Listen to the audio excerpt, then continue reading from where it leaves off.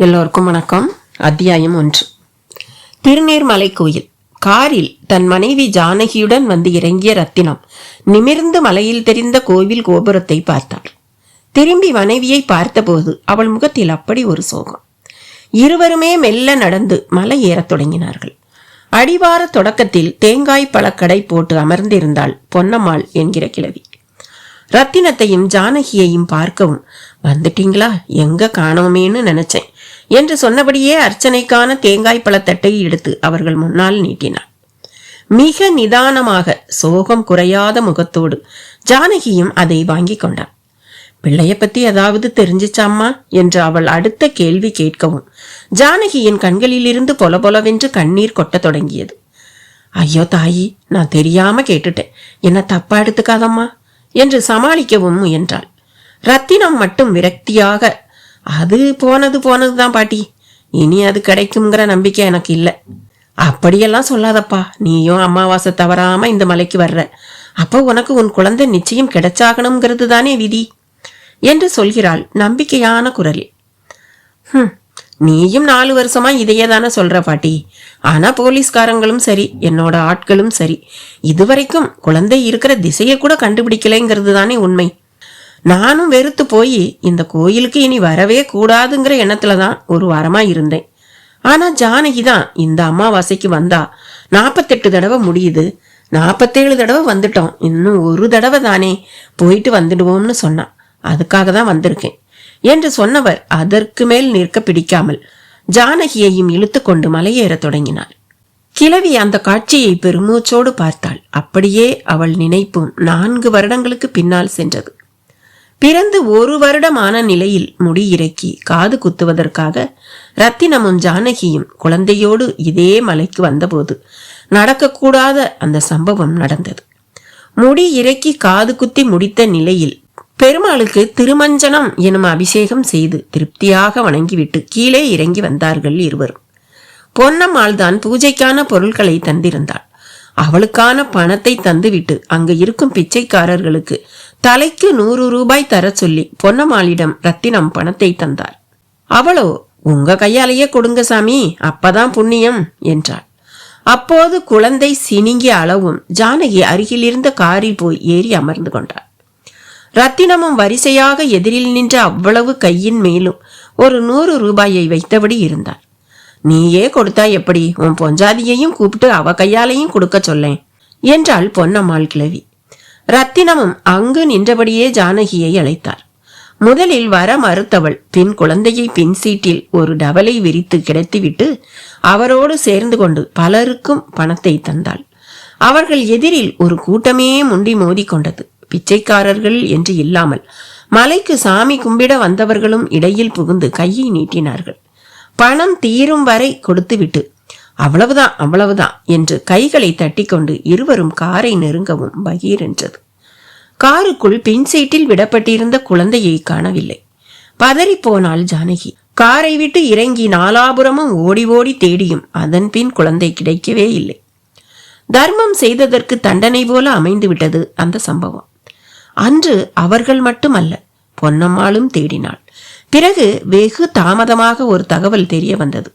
அங்கு பிச்சை எடுப்பவர்களில் ஒருவன் வடநாட்டைச் சேர்ந்தவன், பிச்சை எடுப்பது போல நாடகமாடி குழந்தைகளை கடத்தி விற்று விடுபவன் என்று. ஆனால் அவனையும் சரி குழந்தையையும் சரி போலீசால் எவ்வளவு முயன்றும் கண்டுபிடிக்க முடியவில்லை. தனிப்பட்ட முறையில் பல லட்சங்களை செலவழித்து ரத்தினமும் முயற்சி செய்தார். அப்படி செய்ததில் அந்த பிச்சைக்காரன் எலக்ட்ரிக் ட்ரெயினில் அடிபட்டு செத்துவிட்ட விஷயம் மட்டும்தான் தெரிய வந்தது. குழந்தை பற்றிய தகவல் இந்த நொடி வரை தெரியவில்லை.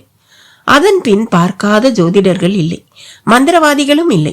எல்லோரும் குழந்தை உயிருடன் தான் இருக்கிறது, நல்லபடியாகவும் இருக்கிறது என்றார்கள். ஆனால் எங்கே இருக்கிறது என்று மட்டும் அவர்களால் சொல்ல முடியவில்லை. ஒரு மலை சந்நியாசி மட்டும் குழந்தை திரும்ப கிடைக்கும், ஆனா நீ 48 அமாவாசைக்கு இந்த மலை கோயிலுக்கு சென்று குழந்தை பெயருக்கு அர்ச்சனை செய்ய வேண்டும் என்றார். அப்படி அவர் பல பேருக்கு சொன்ன அவ்வளவு விஷயங்களும் பலித்திருப்பதால் ரத்தினமும் அதை நம்பி இந்த மலைக்கு 48 முறையும் வந்துவிட்டார். இனி என்ன ஆகும் என்பது போக போகத்தானே தெரியும். பெருமாளுக்கு கற்பூரம் காட்டிவிட்டு துளசி தட்டுடன் ரத்தினம் ஜானகியிடம் வந்தார் பட்டர். ஜானகி கண்ணீர் மல்க கைகளால் அந்த தீபச் சுடரை ஒத்தி கொண்டாள். பல வருடங்களாக வருவதால் அவர்களை பட்டருக்கு நன்றாகவே தெரியும். கவலைப்படாதீங்கம்மா, உங்க கண்ணீர் வீண் போகாது, பெருமாள் கைவிட மாட்டார் என்றார் பட்டர். என்னமோ சாமி, இதுதான் கடைசி தடவைன்னு வந்திருக்கேன். எனக்கு மட்டும் குழந்தை கிடைக்கலன்னா சத்தியமா கடவுளே இல்லைங்கிறது தான் உண்மை என்று விரக்தியோடு பேசின ரத்தினம் அதற்கு மேல் சன்னதியில் நிற்க பிடிக்காமல் அங்கிருந்து விலகினார். ஜானகியும் மௌனமாக பின்தொடர்ந்தாள். படிகளில் இறங்கி நடக்கும்போது அவள் நடையில் உயிரே இல்லை. படிகளில் ஆங்காங்கே பிச்சைக்காரர்கள். அதில் ஒருத்தி ஒரு 5 வயது குழந்தையை மடியில் வைத்துக்கொண்டு பிச்சை எடுத்தபடி இருந்தாள். அந்த குழந்தையை பார்க்கவும் தன் தொலைந்த குழந்தையின் ஞாபகம்தான் வந்தது. முகச்சாயலும் ஓரளவுக்கு பொருந்தி போனது. அப்படியே நின்று விட்டாள். ரத்தினத்துக்கும் புரிந்து விட்டது. என்னம்மா, இந்த புள்ளைய பார்க்கவும் நம்ம புள்ள ஞாபகம் வந்துடுச்சா என்று கேட்டாள். ஆமாங்க, ஏன் உங்களுக்கு வரலையா? அது எப்படி வராம போகும் ஜானகி? 5 வயசுல யாரை பார்த்தாலும் நம்ம பிள்ளையோட நினப்பு தானே வருது எனக்கு. இருவரும் பேசும்போது அந்த குழந்தை பிச்சைக்காக கை நீட்டியது. ரத்தினம் 100 ரூபாயை தந்தார். பிச்சைக்காரி பரவசமாகி விட்டாள். சாமி, நீங்க பேசிட்டு இருந்தது காதல விழுந்துச்சு. வேணும்னா இவனை கூட்டிக்கிட்டு போங்க. என்கிட்ட இருந்து சீரழியறதுக்கு இவன் உங்க கூட வந்து நல்லா இருப்பான்னா ஒரு தாயா எனக்கும் அதுதானே வேணும் சாமி என்று கேட்டாள். அவள் பதில் ஜானகிக்கு சிலிர்ப்பை உண்டு பண்ணியது. ஓடிப்போய் பிள்ளையை தூக்க ஆசையும் கொண்டாள். ஆனால் ரத்தினம் பார்வையாலேயே தடுத்தார். பேசாமல் வா என்பது போல இறங்கி நடந்தார். அந்த பிச்சைக்காரிக்கும் ஏமாற்றமாகிவிட்டது. இருவரும் அடிவாரத்தை அடைந்து காரை நெருங்கிய போது ஒரு குரல். அழைத்தது ஒரு பெரியவர். நெற்றியில் பெரிதாக நாமம். ரத்தினம் மட்டும் அவரிடம் சென்றார். நீ ரத்னா ஜுவல்லரி ரத்னம் தானே? ஆமா, நீங்க? நான் யாரா இருந்தா என்ன, உன்னை பத்தி நான் நிறைய கேள்விப்பட்டிருக்கேன். குழந்தை கூட தொலைஞ்சு போயிடுச்சு இல்ல? ஆமா, நீங்க யாருன்னு சொல்லவே இல்லையே. அதெல்லாம் எதுக்கு? உனக்கு இன்னும் உன் குழந்தை கிடைக்குங்கிற நம்பிக்கை இருக்கா? என்ன சாமி அப்படி கேட்டுட்டீங்க? அந்த நம்பிக்கை நான் சாகிற வரைக்கும் போகாதுங்க. ரொம்ப சந்தோஷம். உனக்கு நான் ஒரு உதவி செய்ய விரும்புறேன், கேப்பியா? தாராளமா தாராளமா சொல்லுங்க சாமி. நீ கோயம்புத்தூர் வெள்ளியங்கிரி மலைக்கு போயிருக்கியா? இல்லையே. நாளைக்கும் அமாவாசை இருக்கு. அமாவாசைக்கு அமாவாசை அந்த மலையில பால் சுனைங்கிற இடத்துக்கு பகவதி யோகின்னு ஒருத்தர் வருவார். அவர்கிட்ட ஒரு ஸ்படிகலிங்கம் இருக்கு. அதுக்கு சுனை தண்ணீரை கொண்டு அபிஷேகமும் செய்வார். அந்த அபிஷேகம் முடிஞ்சு விபூதி பிரசாதம் தரும்போது உன் குறைய அவர்கிட்ட சொல்லு. உன் குழந்தை இப்ப எங்க இருக்கு, எப்படி இருக்கு, எப்ப கிடைக்குங்கிற எல்லா தகவலையும் சொல்லிடுவார். பெரியவர் சொல்லிவிட்டு மறு பதிலை கூட எதிர்பார்க்காமல் மலை ஏறத் தொடங்கினார். ரத்தினத்திடம் யோசனை. அத்தியாயம் 2. திரும்பி வந்த ரத்தினம் காரில் ஏறி அமர்ந்தார். அவரையே பார்த்தபடி இருந்த ஜானகி, என்னங்க சொன்னார் அவரு என்று கேட்டாள். அவரிடம் மௌனத்தின் நீட்சி.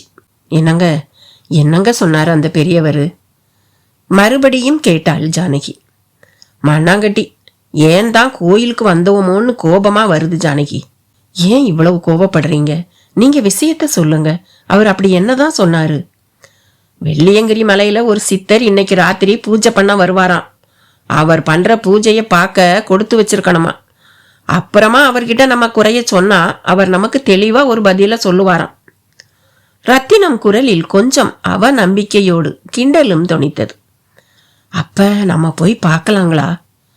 உன்னை அப்படியே கொன்னே போட்டுடுவேன். முதல்ல அதை செய்யுங்க. இப்படி செத்து செத்து உசுரோட இருக்கிறதுக்கு உங்க கையால சாகிறது எவ்வளவோ மேலுங்க எனக்கு. போதும் ஜானகி, நான் பேசினதை வச்சே என்ன மடக்காத. என்னங்க பின்ன, சாமி கும்பிட்டுட்டு வர்றோம், ஒருத்தர் கூப்பிட்டு வழி காட்டுறாரு, அதை பிடிச்சிக்காம விரக்தியா பேசினா எப்படிங்க? இதோ பாரு, இந்த 4 வருஷத்துல நம்ம பார்க்காத ஜோசியரோ இல்ல மந்திரவாதியோ உண்டா? அப்படி இல்லைங்க. இவங்களையெல்லாம் நாம தானே தேடி போய் பார்த்தோம். ஆனா இப்ப நம்மளை தேடி ஒரு பதில் வந்திருக்கிறதால எனக்குள்ள ஒரு நம்பிக்கை துளிர்த்து இருக்குதுங்க.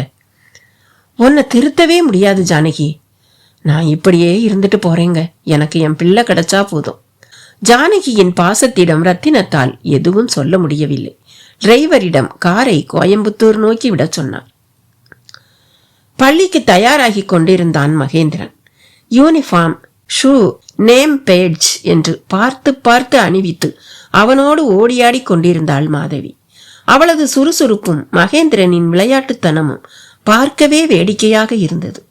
பிரீப் கேஸும் கையுமாக மாடிப்படியில் இறங்கியபடி இருந்த விஸ்வநாத்தும் அந்த காட்சியை வெகுவாக ரசித்துக் கொண்டே இறங்கி வந்தான். யூனிஃபார்ம் விஷயம் முடிந்து அடுத்து டிஃபன்.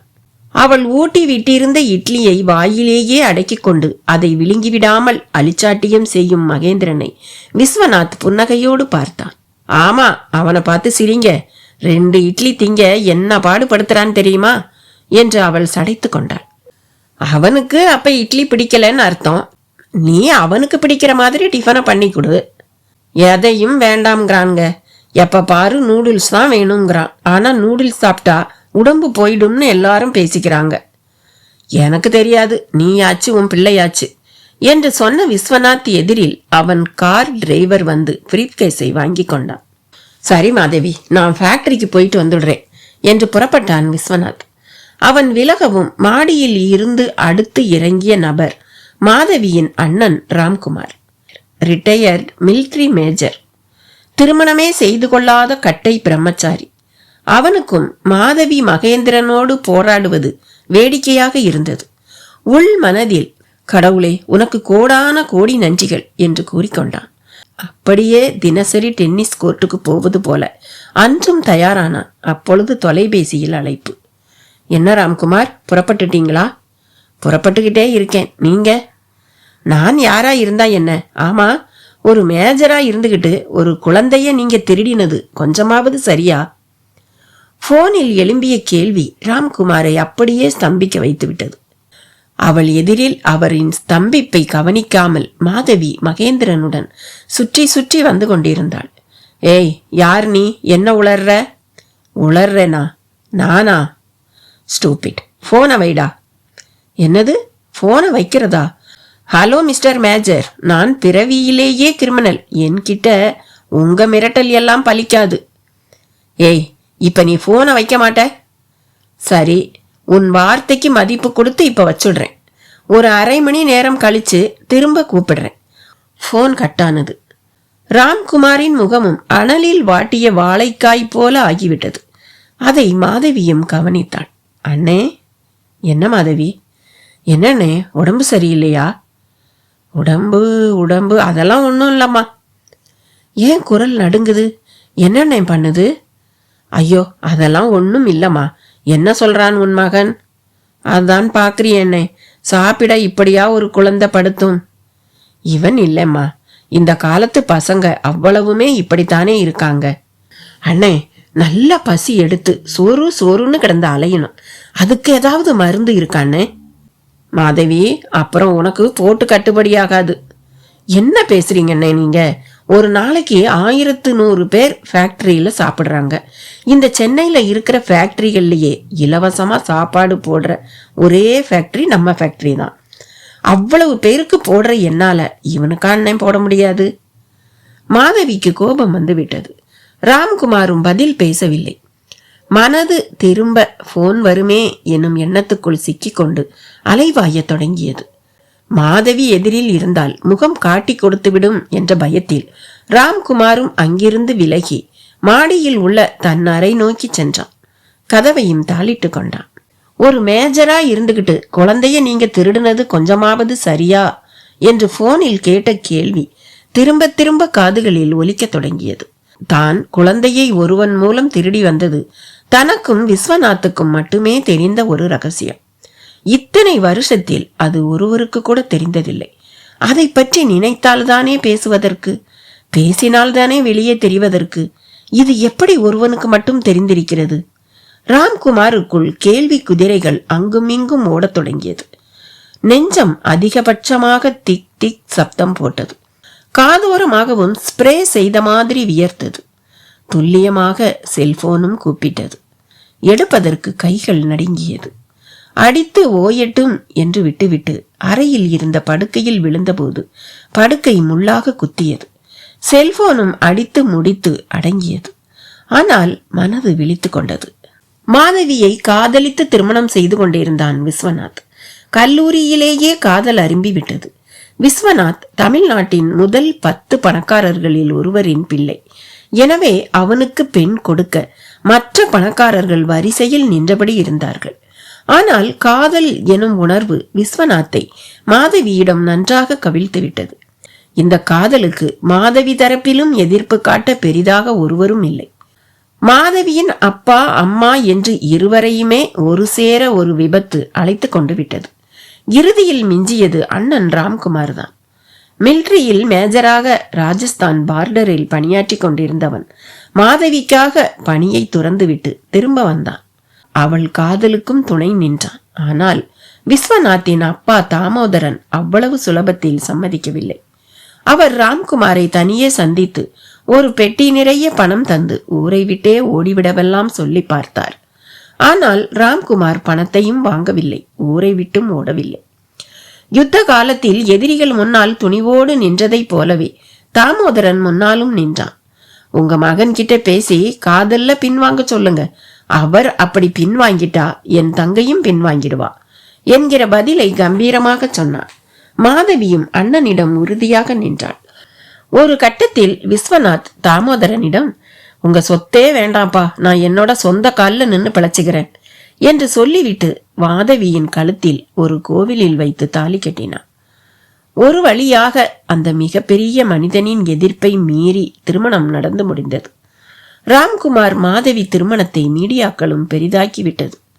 பிரபல தொழிலதிபர் மகன் ரகசிய திருமணம் என்றும் சொத்தை விட காதலே பெரிது என்றதையும் கொட்டை எழுத்துக்களில் செய்தியாக போட்டு தமிழ்நாட்டையே திரும்பி பார்க்க வைத்துவிட்டனர்.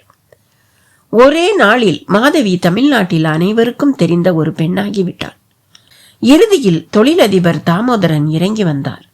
மகனின் காதலை ஏற்றுக்கொண்டார். பத்திரிகையாளர்களுக்கு பேட்டி அளித்தார். என் மகனின் காதல் உறுதியானதுதானா என்று பரிசோதிக்க விரும்பினேன். பணக்காரர்களின் காதல் விலை போகக்கூடியது என்கிற கருத்தை என் மகன் மூலம் உடைக்க வேண்டும் என்று நினைத்தேன். அவனும் அதை சாதித்து காட்டிவிட்டான். என்னுடைய வாரிசு அவன். என் தொழில் சாம்ராஜ்யத்தை அவன்தான் வழிநடத்தப் போகிறான். அதனால் அவன் மன உறுதியையும் பரிசோதிக்க விரும்பித்தான் காதலை எதிர்ப்பது போல நடித்தேன். இப்போது எல்லாமே சரியாகிவிட்டது என்று அவர் பேட்டி தந்தார். அதை ஒரு பத்திரிகை கிண்டல் அடித்து கார்ட்டூனும் வெளியிட்டது. அதாவது குப்புற விழுந்தும் மீசையில் மண் ஓட்டவில்லை என்று அவர் கூறுவது போல கேலியும் செய்திருந்தது. எப்படியோ ஒரு கோடீஸ்வரனின் காதல் இறுதியில் வெற்றி கோட்டை தொட்டு ஜெயித்து விட்டது.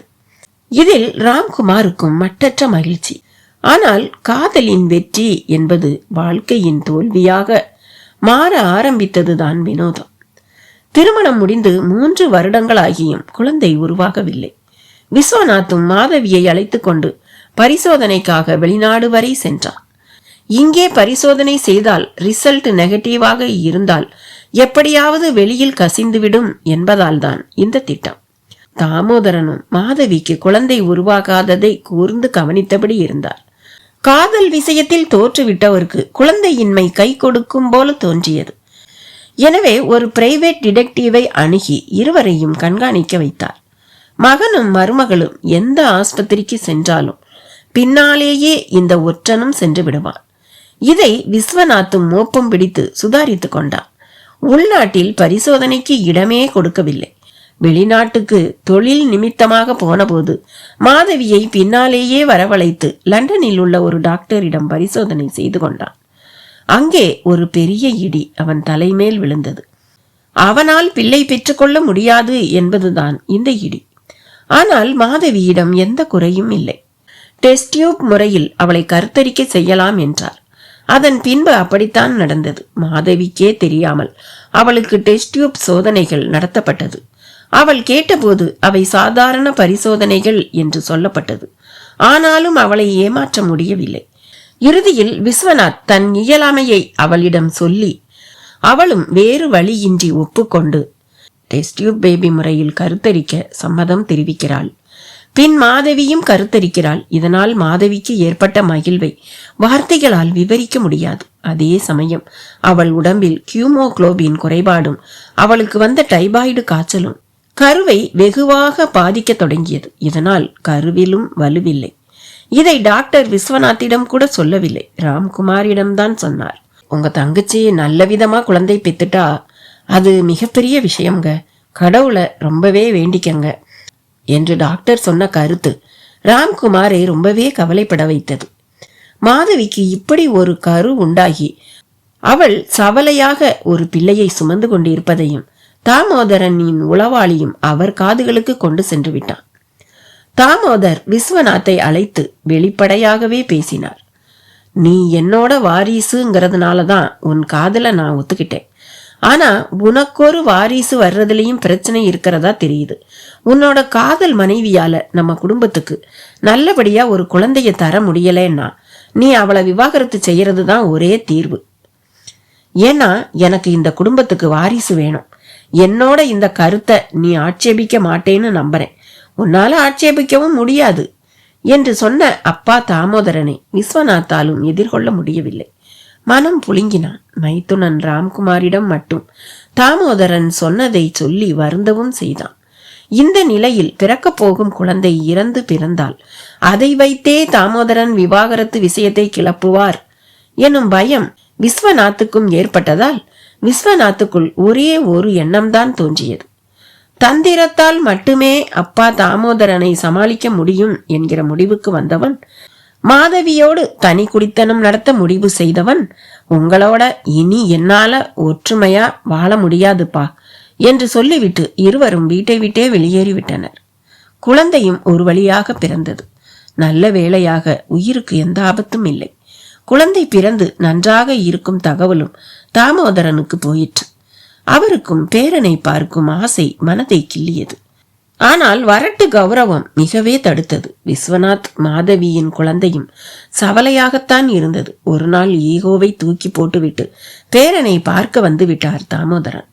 இதனால் ஒரு சமாதானமும் ஏற்பட்டது. பிரிஞ்சிருந்தது போதும்டா, பேசாம பிள்ளையையும் எடுத்துக்கிட்டு வீட்டுக்கே வந்துடுங்க என்று அவர் சொல்லவும் விஸ்வநாத்துக்கும் இனி பிரச்சனை வர வாய்ப்பில்லை என்பதால் திரும்பவும் வீட்டுக்கு வந்துவிட்டான். இதன் பின் வியாபார விஷயமாக தாமோதரனும் வெளிநாடுகளுக்கு செல்ல வேண்டிய நிர்பந்தங்கள் ஏற்பட்டது. அப்படி அவர் அமெரிக்கா சென்றபோது கார் விபத்து ஏற்பட்டு அங்கேயே ஆஸ்பத்திரியில் அட்மிட் ஆக வேண்டி வந்தது. கை எலும்பு, கால் எலும்பு என்று எல்லா இடங்களிலும் முறிவு. விஸ்வநாத் அமெரிக்கா சென்று தாமோதரனை பார்த்தபோது அவர் ஒரு வெள்ளை மூட்டையாகத்தான் தெரிந்தார். அப்போதே வக்கீலுக்கும் போன் செய்து தனக்கு எது வேண்டுமானாலும் நிகழலாம் என்பதால் தனது சொத்துக்கள் அவ்வளவும் தன் பேர பிள்ளைக்கே சேரும் என்றும் எழுதிவிட்டார். ஒரு வழியாக விஸ்வநாத்தின் பிள்ளைக்கு 1 வயது நிரம்பும் சமயம் தாமோதரனும் குணமாகி இந்தியா திரும்பிக் கொண்டிருந்தார். அப்போதுதான் அந்த நடக்கக்கூடாத சம்பவம் நடந்தது. குழந்தைக்கு விஷக்காய்ச்சல் ஏற்பட்டதில் குழந்தை இறந்துவிட்டது. விஸ்வநாத் துடித்து போனான். குழந்தை இறந்த வருத்தம் ஒரு பக்கம், அப்பாவை எப்படி சமாளிக்க போகிறோம் என்கிற கேள்வி இன்னொரு பக்கம். குழந்தை இறந்துவிட்டது என்றால் அடுத்து மறுமணம் பற்றித்தான் பேச்சை எடுப்பார். மாதவியாலும் இன்னொரு பிள்ளை பெற முடியாத நிலை. இந்த இக்கட்டான சூழ்நிலையை எப்படி எதிர்கொள்வது என்று விஸ்வநாத் மாதவி இருவருமே தவித்த போதுதான் ராம்குமாருக்கு 1 வயது குழந்தை கைவசம் இருந்தால் இந்த சூழ்நிலை குழப்பத்தை சமாளிக்க முடியும் என்று தோன்றியது.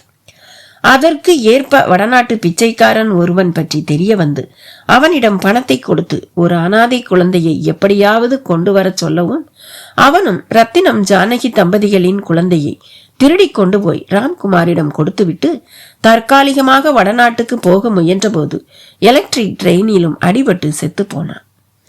குழந்தை அனாதைதானே என்று ராம்குமார் கேட்டபோது கோவிலுக்கு வந்த நகைக்கடைக்காரர் குழந்தை இது என்பதை சொல்லிவிட்டதால் ராம்குமாருக்கும் விஸ்வநாத்துக்கும் குழந்தை யாருடையது என்று தெரியும்.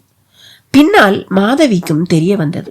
இறந்துவிட்ட தன் குழந்தைதான் இந்த வடிவில் வந்திருப்பதாக இந்த நொடி வரை நினைத்து கொண்டிருக்கிறாள்.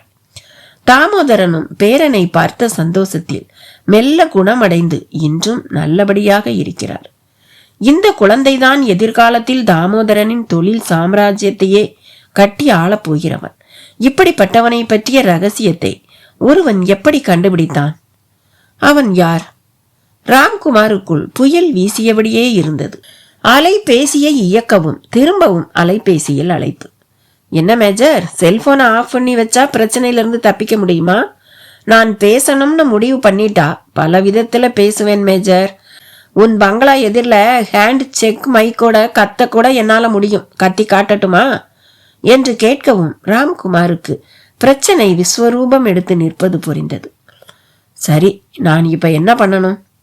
இந்த ரகசியம் என்னோட போகணும்னா 10 கோடி தரணும். வாட், 10 கோடியா? இது ரொம்ப கம்மி மேஜர். 500 கோடிக்கு மேல சொத்தை வச்சுக்கிட்டு 10 கோடிக்கு அதிர்ச்சியை காட்டுனா எப்படி மேஜர்? இல்ல, இது டூ மச். நீ பிளாக்மெயில் பண்ற. லுக், நான் எந்த குழந்தையையும் திருடல. அதுக்கு அவசியமும் எனக்கு இல்லை. நீ போனை வை. ராம்குமாரால் தற்காலிகமாக போனை உதறத்தான் முடிந்தது. ஆனால் பிரச்சனை இதனால் அடங்கிவிடும் என்று தோன்றவில்லை. நெஞ்சை பெரிய அளவில் அடைக்கவும் செய்தது. அத்தியாயம் 3. வெள்ளியங்கிரி மலை அடிவாரத்தை அடைந்து ஓய்ந்து நின்றது ரத்தினத்தின் கார். வெளியே கரிய அமாவாசை இருள். கொடிமரத்தை பார்த்தபோது மணி 10 விட்டிருந்தது. இந்த இரவு வேளையில் அந்த மலை மேல் மனைவி ஜானகியோடு ஏறுவது எந்த அளவு சரி என்கிற கேள்வியும் தயக்கமும் நிறையவே ஏற்பட்டது. அடிவாரத்தில் ஒரு இட்லி கடை. அந்த கடையையும் கடைக்காரர் மூடிக்கொண்டிருந்தார். ரத்தினம் அந்த கடையை நோக்கித்தான் நடந்தார். ஜானகியை காருக்குள்ளேயே இருக்க சொல்லியிருந்தார். கடைக்காரரும் சபாரி சூட்டில் ரத்தினம் வருவதை பார்த்து ஒரு பெரிய மனிதர் என்பதை யூகித்துக் கொண்டார். ஐயா, என்ன சாப்பிட இட்லி தோசைன்னு ஏதாவது வேணுமா? கிடைச்சா பரவாயில்லதான். அதே சமயம் நாங்க மலைக்கு போகணும். இப்ப போனா வழியில ஏதாவது பிரச்சனை என்று இழுத்தார். பௌர்ணமினா நிறைய பேர் போவாங்க சார். நீங்க அமாவாசைக்கு போய் வந்திருக்கீங்களே. அப்ப இந்த ராத்திரியில போக முடியாதா? போகலாம், ஆனா ஒரு 4-5 பேரா போறது நல்லது. கையில பேட்டரி விளக்கு கட்டாயம் வேணும். பூச்சி பொட்டுங்க ரொம்ப இருக்கும். 4-5 பேருக்கு இப்ப நான் எங்க போவேன்? நானும் என் மனைவியும் சென்னையில இருந்து வந்திருக்கோம். இந்த அமாவாசை இரவுல தான் பகவதி யோகிங்கிறவர் மேல பால் சுனையில பூஜை செய்வாராமே. ஓ, நீங்க நம்ம யோகியோட பூஜைய பார்க்க வந்தவரா?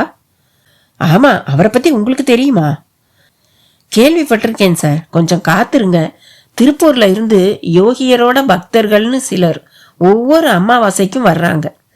அவங்க எப்படியும் ஒரு 7-8 பேர் இருப்பாங்க. அவங்களோட சேர்ந்து நீங்க மேல போகலாம். கடைக்காரர் சொன்ன பதில் கொஞ்சம் போல மனதுக்கு ஒரு தெம்பை அளித்தது. முகத்திலும் ஒரு நிம்மதி ரேகைகளாக ஓடியது. அதை அந்த கடைக்காரரும் கவனித்தார். ஆமா, சென்னையில இருந்து கார்லயா வர்றீங்க? ஆமா, மதியம் 2 மணிக்கு புறப்பட்டோம்.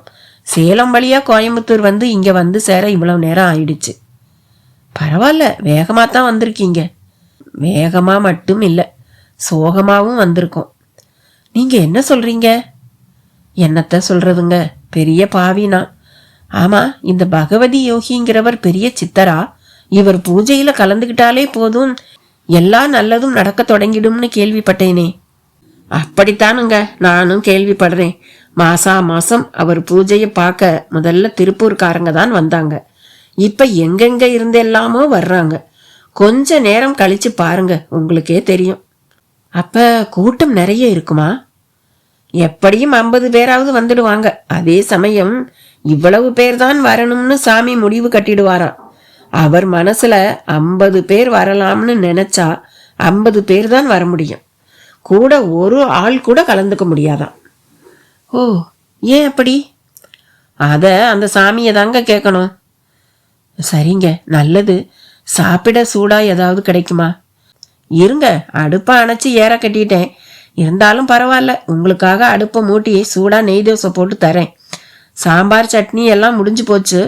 மிளகா பொடியும் பூண்டு பொடியும் இருக்கு. பரவாயில்லையா? ஆகா, அமிர்தமாச்சே, கொடுங்க, அதுவே போதும். ரத்தினம் தோசை போட சொல்லிவிட்டு கார் அருகே வந்து ஜானகியை இறங்க சொன்னார்.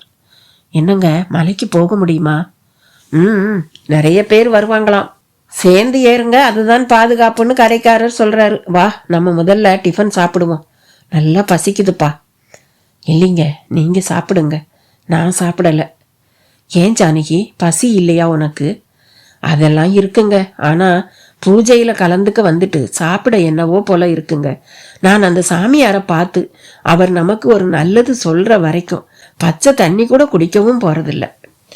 ஓ, இப்படி ஒரு விரதமா? இது என்னோட நம்பிக்கைங்க. நல்ல நம்பிக்கை தான். போ, சரி, நான் போய் சாப்பிட்டுட்டு வரேன். நல்லா கேட்டுக்கோ, உன் பேச்ச நான் கேட்கறது இதுதான் கடைசி தடவை. இன்னைக்கு மட்டும் நமக்கு ஒரு நல்ல பதில் கிடைக்கல, என் வரையில சாமியே கிடையாதுன்னு தான் அர்த்தம். அது மட்டும் இல்லை, நான் இனி நம்ம புள்ள கிடப்பான்னு தேவடு காத்துக்கிட்டு இருக்க மாட்டேன். ஒன்று, நீ எனக்கு இன்னொரு பிள்ளைய பெத்து தரணும், இல்லை நாம ஒரு குழந்தைய தத்து எடுத்துக்கிறோம். ரத்தினம் தீர்மானமாக பேசிவிட்டு கடையை நோக்கி சென்றார். காருக்குள் ஜானகி கலங்கியபடியே உட்கார்ந்து விட்டாள். டிரைவிங் சீட்டில் இருந்த டிரைவர் தங்கராஜுக்கு தன் பிள்ளைகளின் நினைப்பு வந்தது. அவருக்கு 1க்கு 4 பெண்கள் பிள்ளை வேண்டும் என்று ஆசைப்பட்டதில் 4ம் பெண்களாகிவிட்டது. அதை நினைத்து பெருமூச்சுத்தான் வெளிப்பட்டது. நீ ஏப்பா பெருமூச்சு விடுற என்று கேட்டாள் ஜானகி. உங்களை நினைச்சுதாம்மா. நீயும் எனக்காக பரிதாபப்பட ஆரம்பிச்சிட்டியா? ஐயோ அம்மா, உங்களுக்காக நான் பரிதாபப்படாத நாளே இல்லம்மா. தங்கமானவங்க நீங்க, காசு பணத்துக்கும் பஞ்சம் இல்லை. ஆனா உங்களுக்கு பிள்ளை இல்லை, எனக்கோ 4 பொண்ணுங்க. வர்ற வருமானம் வயத்துக்கே சரியா இருக்கு. இதுல இவங்களை எப்படி கட்டி கொடுக்க போறேன்னே தெரியலம்மா. இந்த கடவுள் ஏன் இப்படியெல்லாம் சோதிக்கிறான்னு புரிய மாட்டேங்குது. என் வரையில பிள்ளையே பிறக்கலேனாலும் நான் கஷ்டப்பட மாட்டேம்மா. ஆனா உங்களுக்கு போய் அந்த குறைய வச்சு சோதிக்கிறான் பாருங்க. பிறக்கவே இல்லைன்னா கூட பரவாயில்லப்பா, பிறந்து 1 வருஷம் வளர்த்து அதை எமன் கிட்ட கொடுத்துட்டா கூட கொஞ்ச நாள்ல மனசு சமாதானம் ஆயிடும். ஆனா என் மகனை எவன் கொண்டு போனான்னே தெரியலையே. ஜானகிக்கு குமரியது மனது. டிரைவருக்கு எப்படி சமாதானம் சொல்வதென்றே தெரியவில்லை. அம்மா, தைரியமா இருங்கம்மா, உங்க மகன் நிச்சயமா கிடைச்சிடுவாம்மா. எங்கேயோ ஒரு இடத்துல அவன் நல்லாதாம்மா இருப்பான். இருக்கணும்பா, இருக்கணும், இல்லாட்டி என்னால தாங்க முடியாது என்று கண்களை துடைத்து கொண்ட போது ஒரு வேன் வந்து நின்றது. அதிலிருந்து ஒரு 7-8 பேர் இறங்கினார்கள். வேனுடைய முகப்பில் பகவதி யோகி பக்த சபை என்கிற பேனர் கட்டப்பட்டிருந்தது. அவர்கள் அவ்வளவு பேரும் காவி வேஷ்டி காவி சட்டை என்று சபரிமலைக்கு செல்பவர்கள் போல இருந்தனர். அவர்களை பார்க்கவும் ஜானகியிடமும் ஒரு நம்பிக்கை முளைக்க ஆரம்பித்தது. ரத்தினமும் சாப்பிட்டு விட்டு வெளியே கை கழுவுவது தெரிந்தது. இனி புறப்பட வேண்டியதுதான். ஜானகி காரில் இருந்து இறங்கி புறப்பட தயாரானாள். செருப்பை காரிலேயே விட்டாள். ஜானகியை பார்த்தவுடன் வேனில் வந்தவர்களும் மலைக்கு வரப்போறீங்களா என்று கேட்டனர். ரத்தினமும் கையை துடைத்தபடியே வந்து சேர்ந்தார். அவர்கள் கேள்விக்கு அவரே பதில் சொன்னார். நாங்க மலைக்கு வந்து பூஜையை பார்க்கறது தான் எங்க நோக்கம். உங்களுக்காக தான் காத்திருக்கோம். ஓ அப்படியா, அப்ப ரொம்ப சந்தோஷம், புறப்படுங்க என்றார்கள் வேனில் வந்தவர்கள். ஆமா, இங்க இருந்து ரொம்ப தூரமோ? ஆமாமா, மலைப்பாதை வேற, கோஷம் போட்டுக்கிட்டே ஏறினா ஏறிடலாம். தனியான்னா ராத்திரி வேளையில ரொம்ப கஷ்டப்படணும். அவர் பதிலை தொடர்ந்து ரத்தினம் ஜானகியை பார்த்தார். என்னம்மா, நடந்துடுவியா? என் பிள்ளைக்காக நான் நடந்து என்ன, முட்டி போட்டுக்கிட்டும் கூட வருவேங்க என்று ஜானகி சொல்ல அதை அந்த வேன்காரர்கள் ஆச்சரியத்தோடு பார்த்தார்கள். அதன் பின் அவர்கள் நடக்க தொடங்கினார்கள். திருப்பூரில் இருந்து வேனில் வந்தவர்களை ஒரு 50 வயதுக்காரர் தான் வழி நடத்தினார். தண்ணி பாட்டெல்லாம் மறந்துடாம எடுத்துக்கங்க, கையில கோலும் முக்கியம், ஒருத்தர் பின்னால ஒருத்தர்னு போகணும். முதல்ல வழக்கம் போல நம்ம ராமநாதன் ஐயா போகட்டும். ஐயா, நீங்க டார்ச் லைட்டை எடுத்துக்கங்க, கோஷத்தை விட்டுடாதீங்க என்று சொல்லி முடிக்க அவர்களும் அதே போல மலைப்பாதையில் இறங்கி நடக்க தொடங்கினார்கள். ரத்தினத்தையும் ஜானகியையும் இறுதியாக தன்னோடு சேர்த்து கொண்டு நடந்தார் அவர். பேச்சு ஆரம்பமாகியது. ஐயா, உங்க பேருங்க?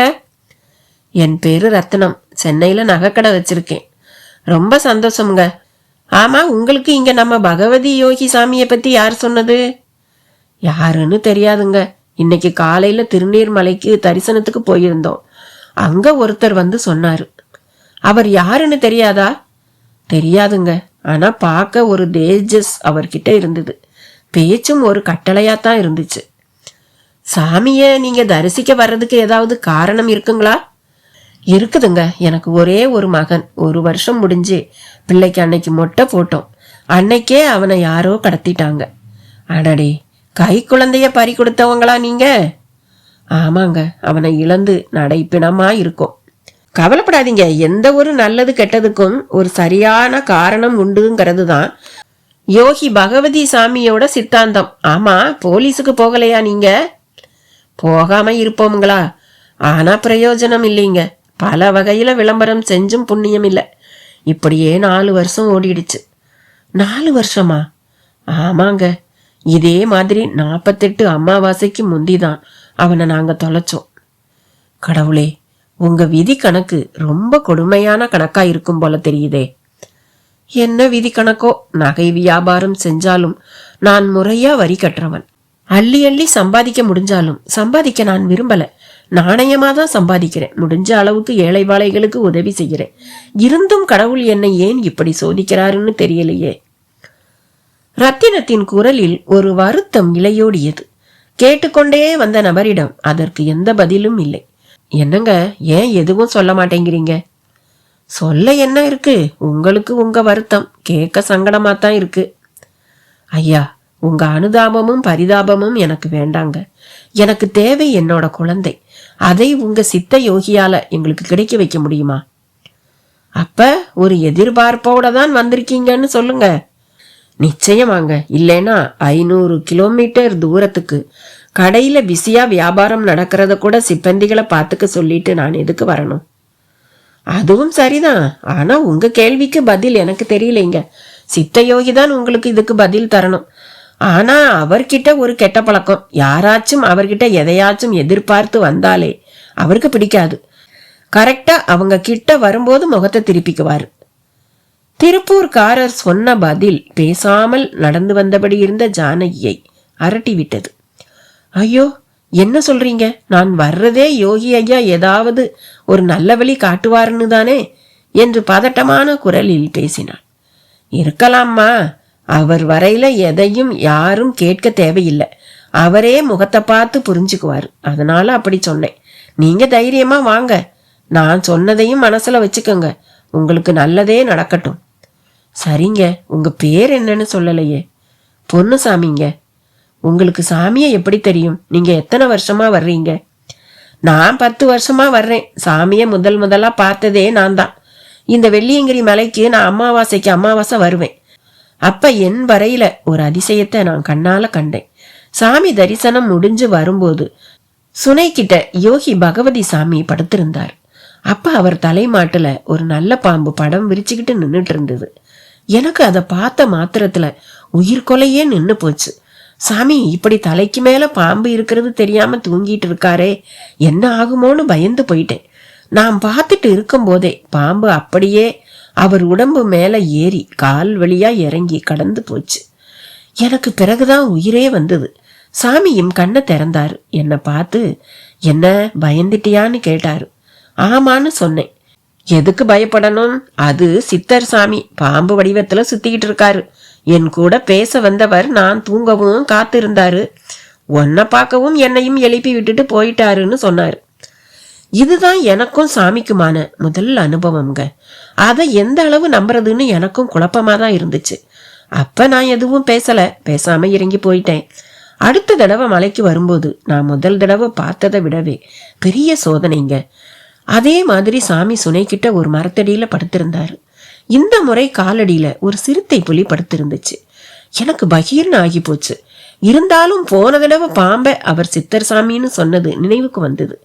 அதனால இதுவும் அந்த மாதிரி சாமியாதான் இருக்கணும்னு நினைச்சு புலிய பார்த்து கும்பிட்டேன். புலியும் ரொம்ப சாதுவா கண்ணுக்குட்டி மாதிரியே என்ன பார்த்துச்சு.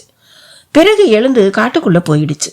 எனக்கும் உயிர் வந்துச்சு. கொஞ்ச நேரத்துல சாமி எந்திரிக்கவும் புலி விஷயத்த சொன்னேன். உடனேயே சாமி என்கிட்ட, அது சாமி இல்ல, காட்டு புலிதான்.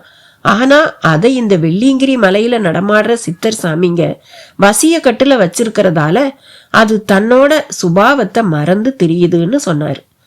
எனக்கு தூக்கி வாரி போட்டுருச்சுங்க. இப்படி சாமிக்கு பின்னால நிறைய சம்பவங்கள். இத எல்லார்கிட்டையும் நான் சொல்ல முடியாது. சொன்னா நம்பவும் மாட்டாங்க. நான் நல்லா கதை விடுறதா தான் சொல்லுவாங்க. அதனால நான் யார்கிட்டையும் சொல்றதும் இல்லைங்க. பொன்னுசாமியின் பேச்சை கேட்ட ரத்தினத்திடம் வெகு நேரத்திற்கு பதிலுக்கு பேச்சே இல்லை. ஜானகியும் சற்று அரண்டுதான் போயிருந்தாள். என்ன, உங்களாலையும் நான் சொன்னதை நம்ப முடியலையோ? ஆமாங்க, நீங்க சொன்னதை நம்புறதுக்கு கொஞ்சம் கஷ்டமாத்தான் இருக்கு. நினைச்சேன். அதுக்காக நீங்க பொய் சொல்றீங்கன்னு நாங்க நினைக்கலங்க. வேடிக்கையா இருக்கு உங்க பதில், நம்பவும் முடியல. நான் பொய்யும் சொல்லலைன்னா எப்படிங்க? அதாவது நீங்க சொன்ன உண்மைய கண்ணால பார்க்காம ஏத்துக்கிறது ரொம்ப கஷ்டம், அதனால அப்படி சொன்னேன். அப்ப உங்க வரையில நடந்தா மட்டும்தான் நம்புவீங்க, அப்படித்தானே? ஆமாங்க. இங்கே நான் உங்களுக்கு ஒரு கருத்தை சொல்லிக்க விரும்புறேன். என் நகை கடை சென்னையில ஒரு மெயின் ரோட்ல ஒரு சரியான இடத்துல தான் இருக்கு. அந்த மெயின் ரோட்ல அடிக்கடி அரசியல் பொதுக்கூட்டங்கள் போடுவாங்க. அதுல ஒரு தடவை பகுத்தறிவு பிரச்சார கூட்டம் ஒன்று நடந்துச்சு. அப்ப நான் கடையில கல்லாவுல உட்கார்ந்துருக்கேன். என் காதுல அந்த பகுத்தறிவுவாதிங்க பேச்செல்லாம் விழுந்துகிட்டே இருந்துச்சு. அவங்க பேச்சிலையும் நிறைய நியாயம் இருக்கிற மாதிரி தான் எனக்கு தோணுச்சு. சரி, அப்படி அவங்க என்ன பேசினாங்கன்னு சொல்ல முடியுமா? சொல்றேங்க. ஆமா, இன்னும் எவ்வளவு தூரம் இருக்கு? அதை மட்டும் கேட்காதீங்க, பேசிக்கிட்டே போயிட்டு இருக்க வேண்டியதுதான். இல்ல, இப்பவே கால் வலிக்கிற மாதிரி இருக்கு. அப்ப நாம அரட்டை அடிக்கிறத நிறுத்திட்டு சாமி மேல சரணகோஷம் போடுவோம். அது இன்னும் கஷ்டமே எனக்கு. பரவாயில்ல, மனசுல தோன்றத ஒளிவு மறைவு இல்லாம பேசிடுறீங்க. அந்த வகையில ரொம்ப சந்தோஷம். சரி, கொஞ்சம் உட்கார்ந்துட்டு பிறகு கிளம்புவோம் என்று சொன்ன பொன்னுசாமி அதற்கு தோதாக ஒரு பாறை கண்ணில் படவும் டார்ச் வெளிச்சத்தில் அதன் மேல் துண்டை விரித்து அமர்ந்தார். அவர்களும் அமர்ந்தனர். மலைக்காற்று நீவி சென்றது. வியர்த்த உடம்புக்கு ஜில்லென்ற உணர்வை தந்தது. பொன்னுசாமியோடு வந்தவர்களோ மலை மேல் வெகு தூரத்தில் இருந்தனர். சன்னமாக அவர்கள் எழுப்பும் வெள்ளியங்கிரி மலை பரமசிவத்துக்கு அரோகரா என்றும் பகவதி சித்தர் பாதங்களுக்கு சரணம் சரணம் என்றும் கோஷமிட்டது காற்று வழியாக காதில் வந்து செவிப்பறையை மோதியது. ரத்தினம் கைக்கடிகாரத்தை பார்த்தார். மணி 11. அத்தியாயம் 4. அந்த பங்களாவில் எல்லோரும் உறங்கிவிட்டிருந்தார்கள். ராம்குமாரின் அறையில் மட்டும் விளக்கு எரிந்தபடி இருந்தது. எதிரில் LED டிவியில் உலகக்கோப்பை கால்பந்து போட்டி நடந்து கொண்டிருந்தது. ஜெர்மனியின் விளையாட்டு மைதானத்தை அந்த டிவி தனக்குள் வாங்கி அந்த பங்களாவுக்குள்ளேயே கொண்டு வந்து விட்டிருந்தது. விளையாட்டு சந்தோஷத்தில் நமக்கு பல உண்மைகள் தெரிவதே இல்லை. இது எத்தனை பெரிய விஷயம்! எவ்வளவோ 1000 மைல்கள் தூரத்திற்கு மின்சாரத்தின் உதவியுடன் உட்கார்ந்த இடத்தில் பார்க்க முடிவது என்பது எத்தனை பெரிய வசதி, எவ்வளவு பெரிய வாய்ப்பு! ராம்குமார் உலகையே மறந்து பார்த்து கொண்டிருந்த போது கதவை தட்டும் சத்தம் கேட்டு எழுந்து போய் திறந்தான். அவன் தங்கை மாதவிதான் கதவை தட்டி கொண்டு வெளியே நின்று கொண்டிருந்தாள். உள்ளவா மாதவி, இன்னுமா நீ தூங்கல? தூக்கம் வரல என்னே. ஆமா, நீ உன் செல்போனை ஆஃப் பண்ணி வச்சிருக்கியா? ஆமாம்மா. அண்ணே, நீ எப்பவும் ஆஃப் பண்ண மாட்டியே. ஆமாம்மா, அது அது ராம்குமார் அவளிடம் பகலில் வந்த போனை பற்றி சொல்ல முடியாதவனாக, என்ன பொய் சொல்வது என்பதும் தெரியாதவனாக மிடர் விழுங்கினான். என்ன ஆச்சுனே, செல்லு ரிப்பேர் ஆயிடுச்சா? அவளை எடுத்து கொடுத்தாள். ஆமாம்மா, நினைச்சேன். அவர் இன்னும் ஆபீஸ்ல இருந்து வரல, லேட் ஆகும்னு எனக்கு ஃபோன் பண்ணி சொன்னாரு. அப்படியே உனக்கும் ஃபோன் பண்ணி இருக்காரு. சுவிட்ச் ஆஃப்னு வந்துதான், அதனால ஆச்சரியப்பட்டு என்கிட்ட பேசும்போது சொன்னாரு. அதுதான் கேட்டேன் என்றாள். ஓ அப்படியா, சரிண்ணே, நான் போய் படுக்கிறேன், நீயும் படு. நேற்று டிவி பார்த்துக்கிட்டே அதை அணைக்காமலேயே தூங்கிட்டேன். நான் தான் காலையில பார்த்துட்டு வந்து அணைச்சேன் தெரியுமா என்று சொன்னபடியே திரும்பி போனாள். அவனுக்கும் கொஞ்சம் ரிலீஃபாக இருந்தது. அரை கதவை திரும்ப தாள் போட்டுவிட்டு வந்தவன் மெல்ல செல்லை எடுத்தான். ஆன் செய்யலாமா என்று யோசித்தான். இவ்வளவு நேரத்திற்கு பிறகு அந்த பிளாக்மெயிலரிடம் இருந்து போன் வராது என்று தோன்றவே அதை ஆன் செய்தான். திரையில் வெளிச்சம் உருவாகி குழந்தை மகேந்திரனின் புன்னகை முகம் டிஸ்பிளே போர்டில் தெரிந்தது. அழகான குண்டு முகம். பார்த்த மாத்திரத்தில் மனதில் ஒரு ஜில்லிப்பு. கூடவே அவனை பற்றிய அந்த உண்மை எப்படி வெளியே போனது என்கிற கேள்வி. எவ்வளவு யோசித்தும் அதற்கு மட்டும் விடை கிடைக்காத நிலையில் செல்போனில் அழைப்பொலி. புதிய எண்கள். எடுத்து காதில் வைக்க தயக்கமாக இருந்தது. தயக்கத்தை இடைவிடாத ரிங்டோன் உடைத்து எரிந்தது. அது அதிகம் ஒலித்து மாதவி திரும்பி வந்தாள். தான் ரிப்பேர் என்று சொன்னது பொய்யாகி அவள் முன் திரும்ப ஒரு பொய் சொல்லும் நிலை வந்துவிடுமே என்று பயந்தவன் சட்டென்று எடுத்து மெல்லிய குரலில் ஹலோ என்றான். என்ன மேஜர், இப்படியா செல்போனை ஆஃப் பண்ணி வச்சு என்ன சோதிப்பீங்க? ரொம்ப பயந்துட்டீங்கன்னு இதுல இருந்தே நல்லா தெரியுது என்றது மறுமுனை. ராம்குமாருக்கு குப்பென்று வியர்த்து விட்டது. சட்டென்று அந்த போனுக்கு ஒரு பதிலை சொல்ல முடியவில்லை. வேறு வழியே இன்றி அணைக்கத்தான் தோன்றியது. அதே போல அணைத்து செல்போனையும் தூக்கி கட்டிலில் மேல் வீசி எறிந்தான்.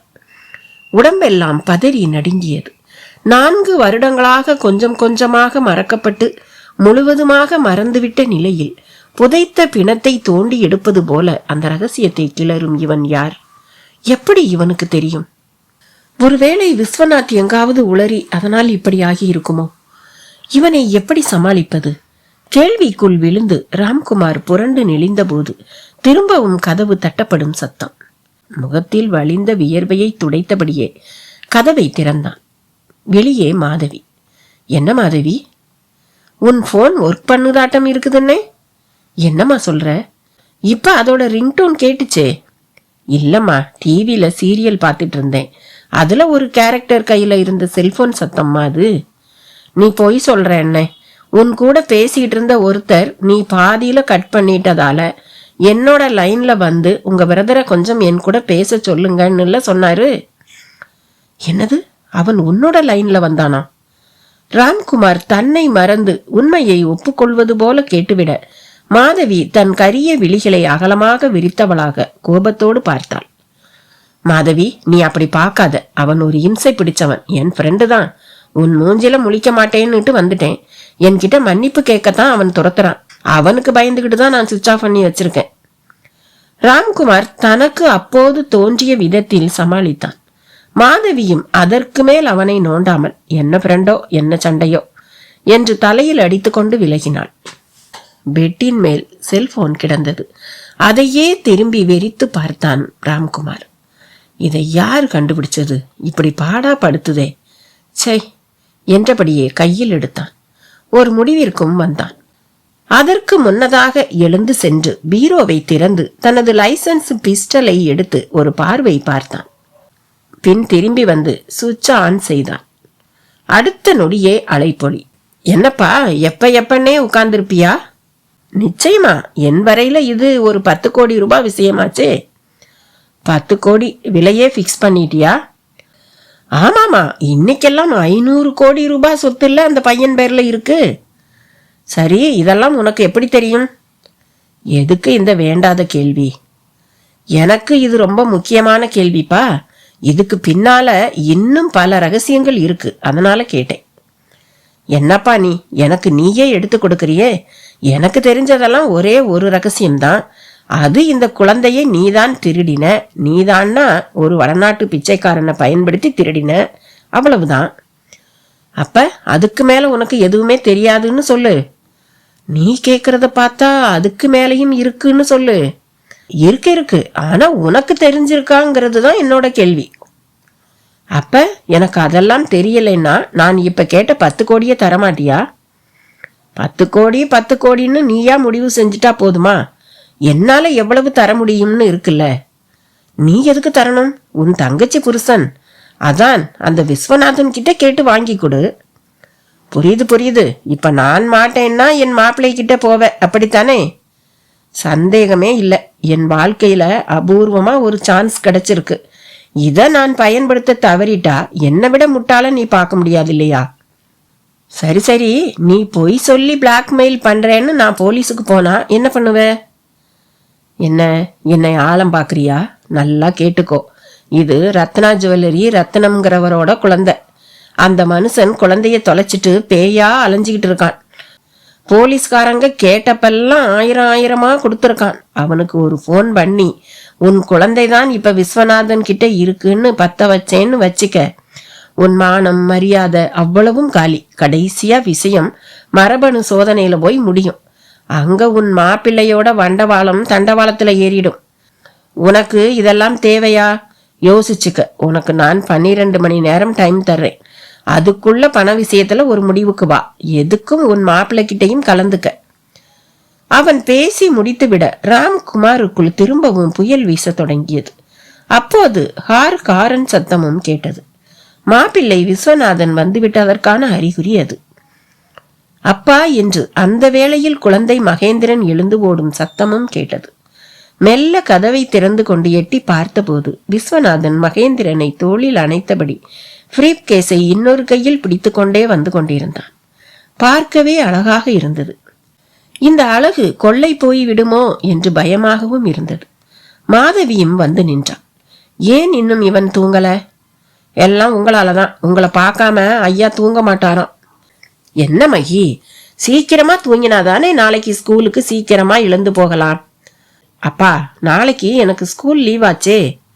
ஓ, அதுதான் முழிச்சுக்கிட்டு இருக்கியா? ஆமா, அப்படியே தாத்தா கூட செஸ் விளையாடிக்கிட்டும் இருந்தேன். அடரா சக்கே, நானா இந்த வயசுலயே செஸ்ஸா? இப்ப இருந்தே பிராக்டிஸ் பண்ணாதான் பின்னால நானும் விஸ்வநாதன் அங்கிள் மாதிரி வர முடியுமா? ஓ, அதுவும் சரிதான். சரி, நீ போய் படுத்துக்க, ஓடு ஓடு. விஸ்வநாதன் மகேந்திரனை போக சொல்லிவிட்டு கழுத்து டையை கலற்ற தொடங்கினான். மாதவி குனிந்து கால் சூ லேசை கலற்றினாள். அவனிடம் பெருமூச்சு வெளிப்பட்டது. சோபாவில் விழுந்தான். என்னப்பா, ரொம்ப டயர்டா இருக்கா? ஆமா மாதவி, இன்னைக்கு மீட்டிங் ரொம்ப இழுத்துடுச்சு. நாளைக்கு தள்ளி வச்சிருக்கலாம்ல? முடியல. அப்புறமா உனக்கு ஒரு குட் நியூஸ். என்னங்க? இந்த வருஷம் சிறந்த தொழிலதிபருக்கான சேம்பர் ஆஃப் காமர்ஸோட விருது எனக்கு தான் கிடைச்சிருக்கு. வாவ், கங்க்ராச்சுலேஷன்ஸ்ங்க. என் 10 வருஷ கனவு கடைசியில இந்த வருஷம்தான் நிறைவேறி இருக்கு. அதே மாதிரி லயன் கிளப் ஆசியா பிரசிடென்ட்டுக்கு நாமினேட் ஆகியிருக்கேன். நிச்சயமா அதுவும் கிடைச்சிடும். அது ரொம்ப பெரிய கௌரவம். விஸ்வநாதன் சொல்லும் விஷயங்கள் அவ்வளவும் சந்தோஷ செய்திகளாகவே இருந்தது. அவ்வளவையும் அரை வாசலில் நின்று கவனித்துக் கொண்டிருந்த ராம்குமார் காதிலும் விழுந்தபடிதான் இருந்தது. இப்படி ஒரு சமயத்தில் இந்த பிளாக்மெயில் மேட்டரை போய் சொல்வதா என்ற கேள்வியும் எழுந்தது. காலையில பாத்துக்கலாம், இல்லாத பட்சத்துல நாமளே சமாளிக்க பார்ப்போம் என்று முடிவெடுத்தான். கதவை அடைத்துவிட்டு கட்டிலில் போய் விழுந்தான். கடிகாரத்தில் 2 முட்களும் இணைந்துவிட்ட 12 மணி பொழுது. அத்தியாயம் 5. வெள்ளியங்கிரி மலை சரிவில் பாறை மேல் அமர்ந்திருந்த ரத்தினம் தன் கைகடிகாரத்தை பார்த்தபோது மணி 12. அதிக நேரம் உட்கார்ந்து விட்ட ஒரு உணர்ச்சியோடு, சரிங்க சாமி, நம்ம புறப்படுவோம், ரொம்ப நேரம் உட்கார்ந்துட்டோம் என்று சொன்னபடியே எழுந்தார். பொன்னுசாமியும் புன்னகையோடு எழுந்து நடக்க ஆரம்பித்தார். அவரோடு வந்தவர்கள் மலை உச்சியை அடைந்து அங்கிருந்தும் அடுத்த கட்டத்தை எட்டி விட்டிருந்தார்கள். சாமி, உங்க ஆட்கள் எல்லாம் வேகமா போயிட்டாங்களே. அவங்களுக்கு நடந்து நடந்து பழக்கம், வேற என்ன? நாம தாமதமா போறதால பூஜை நடக்கிறத பார்க்காம போயிடுவோமா? அப்படியெல்லாம் கவலைப்படாதீங்க. என் கூட கொஞ்சம் தம் கட்டி நடந்தீங்கன்னா உங்களை குறுக்கு வழியில கூட்டிகிட்டு போயிடுவேன். அவங்கள நாம முந்திடலாம். இந்த மலையில குறுக்கு வழியெல்லாம் இருக்கா சாமி? நான் கண்டுபிடிச்சு வச்சிருக்கேன். ஆனா ரொம்ப கவனமா வரணும். மிருகங்க கண்ணுல பட்டாலும் கவலைப்படக்கூடாது. அப்புறமா மலையில தேவதை நடமாட்டமும் இருக்கும். தேவதை நடமாட்டம்னா? அழகான பொண்ணுங்க தான் தேவதைங்க. அவங்க கண்ணுல படுறதே அதிர்ஷ்டம்னு ஒரு அபிப்பிராயம் உண்டு. வாழ்க்கையில சில விஷயங்கள் நமக்கு கிடைக்க கொடுத்து வச்சிருக்கணும். அது என்னன்னு தெரியுமா? சொல்லுங்க சாமி. நல்லா கேட்டுக்கங்க. மனோரஞ்சித மரத்தையும் மகிழம்பு மரத்தையும் பார்க்கறதே புண்ணியம். அடுத்ததா வலம்புரி சங்கு, காராம்பசு, கர்ப்பிணி பொண்ணு, இவங்களை பார்க்கறது இன்னும் புண்ணியம். காகிதப்பூ மரம், முல்லைக்கொடி, தார் போட்ட வாழை மரம், இந்த 3ஐயும் ஒரே இடத்துல பார்க்கறதும் விசேஷம். அதாவது உங்களுக்கு நல்ல நேரம் இருந்தா மட்டும்தான் இது எல்லாமே கண்ணுல படும். ஓ, இப்படியெல்லாம் கூட விஷயம் இருக்குதா சாமி? இன்னும் சொல்றேன் கேளுங்க. இதெல்லாம் நம்ம சாமி சொன்னதுதான். தங்கம் தொலைஞ்சு போச்சுன்னா தொலைஞ்சதை போல 2 மடங்கு தங்கம் உடனே வாங்கிடணும். இல்லைன்னு வைங்க, குருங்கிற கிரகத்தோட பார்வை குறைஞ்சு போச்சுன்னு அர்த்தம். தங்கத்தை வாங்கிட்டா குருவால குறைஞ்சத சுக்கிரனோட பலத்தால நேர் பண்ணிக்கிட்டதாவும் அர்த்தம். அடுத்ததா யாராவது தண்ணி கேட்டா நமக்கு இல்லேனாலும் நமக்கு கேட்டவங்களுக்கு கொடுக்க நம்ம முயற்சி எடுக்கணும். அவங்க தண்ணி கேட்கிற சாக்குல நம்ம கர்மத்தை கேட்கறதா அர்த்தம். நாம கொடுத்து அவங்க தாகம் அடங்கிட்டா அவங்க கிட்ட சேர்ந்த நம்ம கர்மமும் அடங்கிடும். அப்புறமா உப்பு கேட்டாலும் இல்லைன்னு சொல்லக்கூடாது. அப்ப மற்ற விஷயங்கள் இல்லைன்னு சொல்லலாமா சாமி? எது நம்ம கிட்ட இல்லையோ அதைத்தான் நாம இல்லைன்னு சொல்லலாம். இருக்கிறத இல்லைன்னு சொன்னா நிஜமாவே அது ஒரு நாள் இல்லாம போயிடும். சாமி, இதெல்லாமும் அந்த சாமி தான் சொன்னாரா? ஆமா, அவரோட உபதேசத்தை தான் நான் சொல்றேன். என்று சொன்னபடியே டார்ச் லைட் ஒளியில் மெல்ல மெல்ல முன்னேறி கொண்டிருந்தார் அவர். சரி சாமி, நான் இப்போ உங்களை ஒரு கேள்வி கேட்கறேன், பதில் சொல்வீங்களா? கேளுங்க கேளுங்க, தெரிஞ்சா சொல்லுறேன். உலகத்துல காசு பணத்தை தொலைப்பாங்க, தங்கம் வைரத்தை கூட தொலைப்பாங்க. நாங்க பெத்த குழந்தைய தொலைச்சவங்க. இதுக்கு எது காரணம்னு சொல்ல முடியுமா சாமி? தாராளமா. குழந்தைய இழக்கிறது 2 விதம். ஒன்று அது செத்து போயிடுறது, இன்னொன்று அது தொலைஞ்சு போயிடுறது. செத்து போனா துக்கம் 10 நாளோ இல்ல 1 மாசமோ தான். தொலைஞ்சு போனா அந்த துக்கம் தீராம நெஞ்சில நின்று வருத்தத்தை கொடுக்கும். பிள்ளை இல்லாத துக்கத்தை நீங்க தினம் தினம் அனுபவிக்கணும்னு விதி இருந்தா மட்டும்தான் இப்படி நடக்கும். அதே சமயத்துல தொலைஞ்சு போன குழந்தை நிச்சயம் கஷ்டப்படாம நல்ல விதமா இருக்கும். இது ஒரு கணக்கு. பொன்னுசாமி சொன்னது ரத்தினத்துக்கும் ஜானகிக்கும் புதிய கோணத்தில் உரைத்தது. ஐயா, இதுக்கு ஒரு முடிவே கிடையாதுங்களா? முடிவில்லாத விஷயம்னு ஒரு விஷயமே இந்த உலகத்துல கிடையாது. எல்லாத்துக்கும் முடிவு உண்டு. அப்ப எங்களுக்கு எப்படிங்க ஐயா முடிவு? இதுக்கு பதில யோகியால தானே சொல்ல முடியும். சொல்லுவாரா? எப்ப அவரை பத்தி தெரிஞ்சு வந்துட்டீங்களோ அப்ப உங்களுக்கு விடிகிற நேரம் வந்துட்டதா தானே அர்த்தம். நீங்க இப்படி சொல்றது கேட்கும் போதே மனசுக்கு இதமா இருக்கு சாமி. காரணம் இல்லாம காரியம் இல்லைன்னு யோகி அடிக்கடி சொல்லுவாரு. ஒரு குப்பையை எடுத்துக்குவோம். இதோ இங்க கீழே ஒரு காலி தீப்பெட்டி கிடக்குது பாருங்க. இது இங்க வந்ததுக்கு பின்னால வரிசையா காரணம் இருக்கும். பெட்டி தீர்ந்து போகவும் ஒருத்தன் தூக்கி போட்டுட்டாங்கிறது முதன்மையான காரணம். தீர்றதுக்கு முந்தி அது அவன்கிட்ட இருந்தது, அவன்கிட்ட இருக்கிறதுக்கு முந்தி அது கடையில இருந்தது, கடையில இருக்கிறதுக்கு முந்தி அது அதை தயாரிச்சவன் கிட்ட இருந்தது, அதுக்கு முந்தி தீக்குச்சி மரத்துல இருந்தது, அதுக்கு மேல பெட்டி பேப்பர் எல்லாமுமா அந்த மரம் தான் இருந்துச்சு. மரம் தரையில வளர்ந்து இருந்துச்சு, அதை ஒருத்தர் வளர்த்துக்கிட்டு இருந்தார். இப்படி பின்னாடி போனா ஒரு காரணத்தோடு அது போய்கிட்டே இருக்கும் இல்லையா? உண்மைதான் சாமி.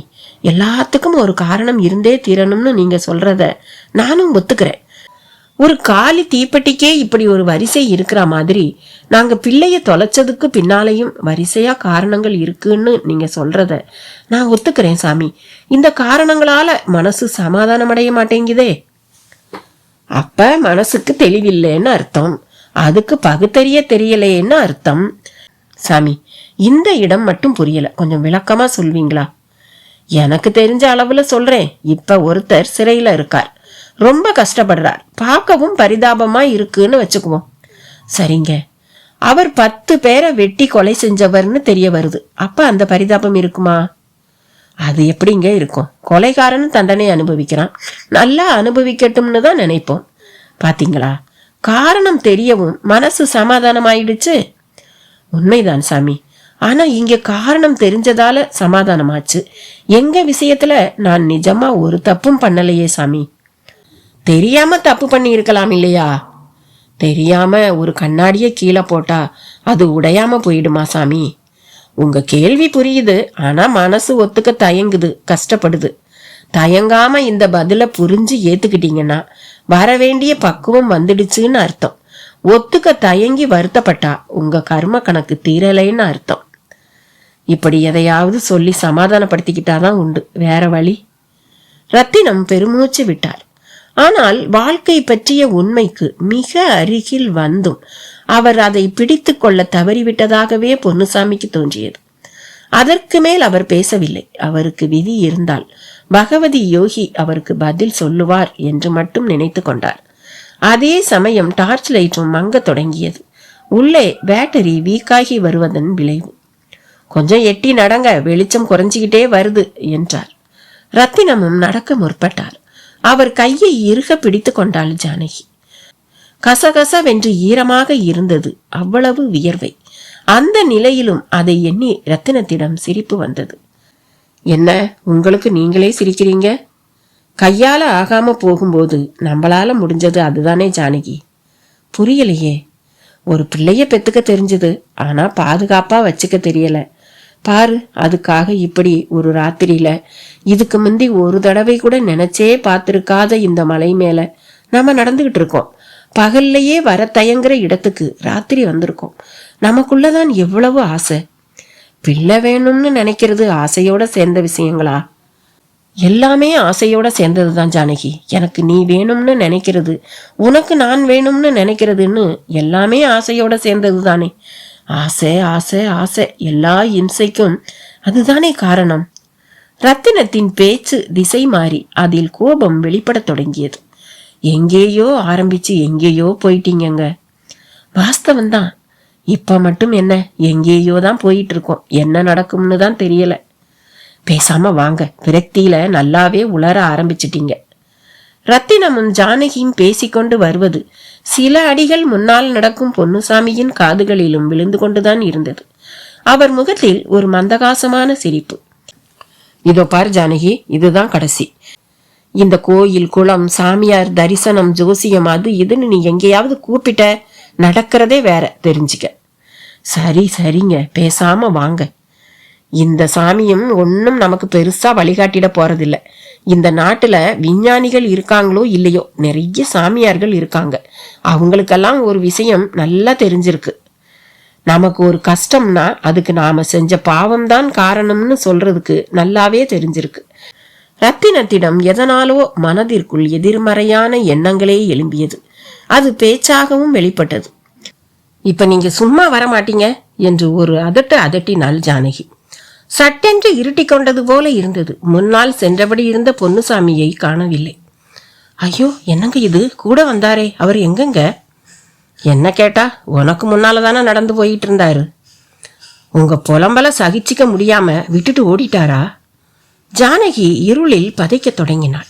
அப்போது எங்கோ யானைகள் பிளிரும் சத்தம் வேறு. ஐயோ, காட்டு யானைங்க வர்ற மாதிரி இருக்குங்க. மாதிரி இல்ல, வந்துகிட்டே இருக்கு. அப்படியே நில்லு, இங்க இருந்து நாம இனி ஒரு அடி கூட வைக்க கூடாது.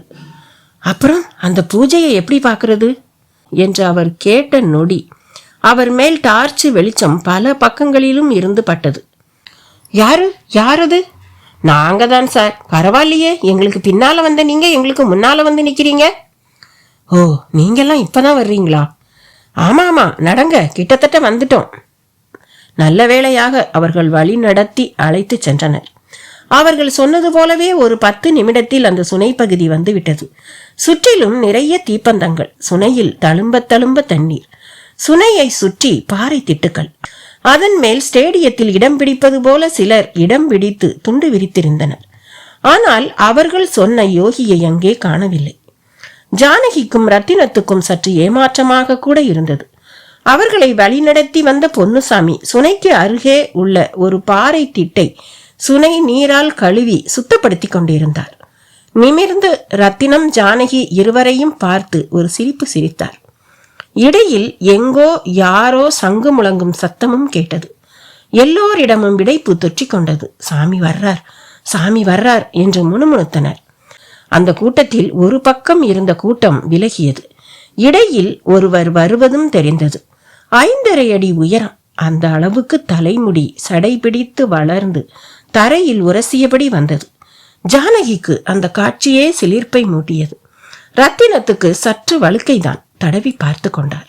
இந்த அளவுக்கு தலையில் முடி கொட்டாமல் வளர்ந்திருப்பதே ஒரு அதிசயம் போல நினைத்தார்.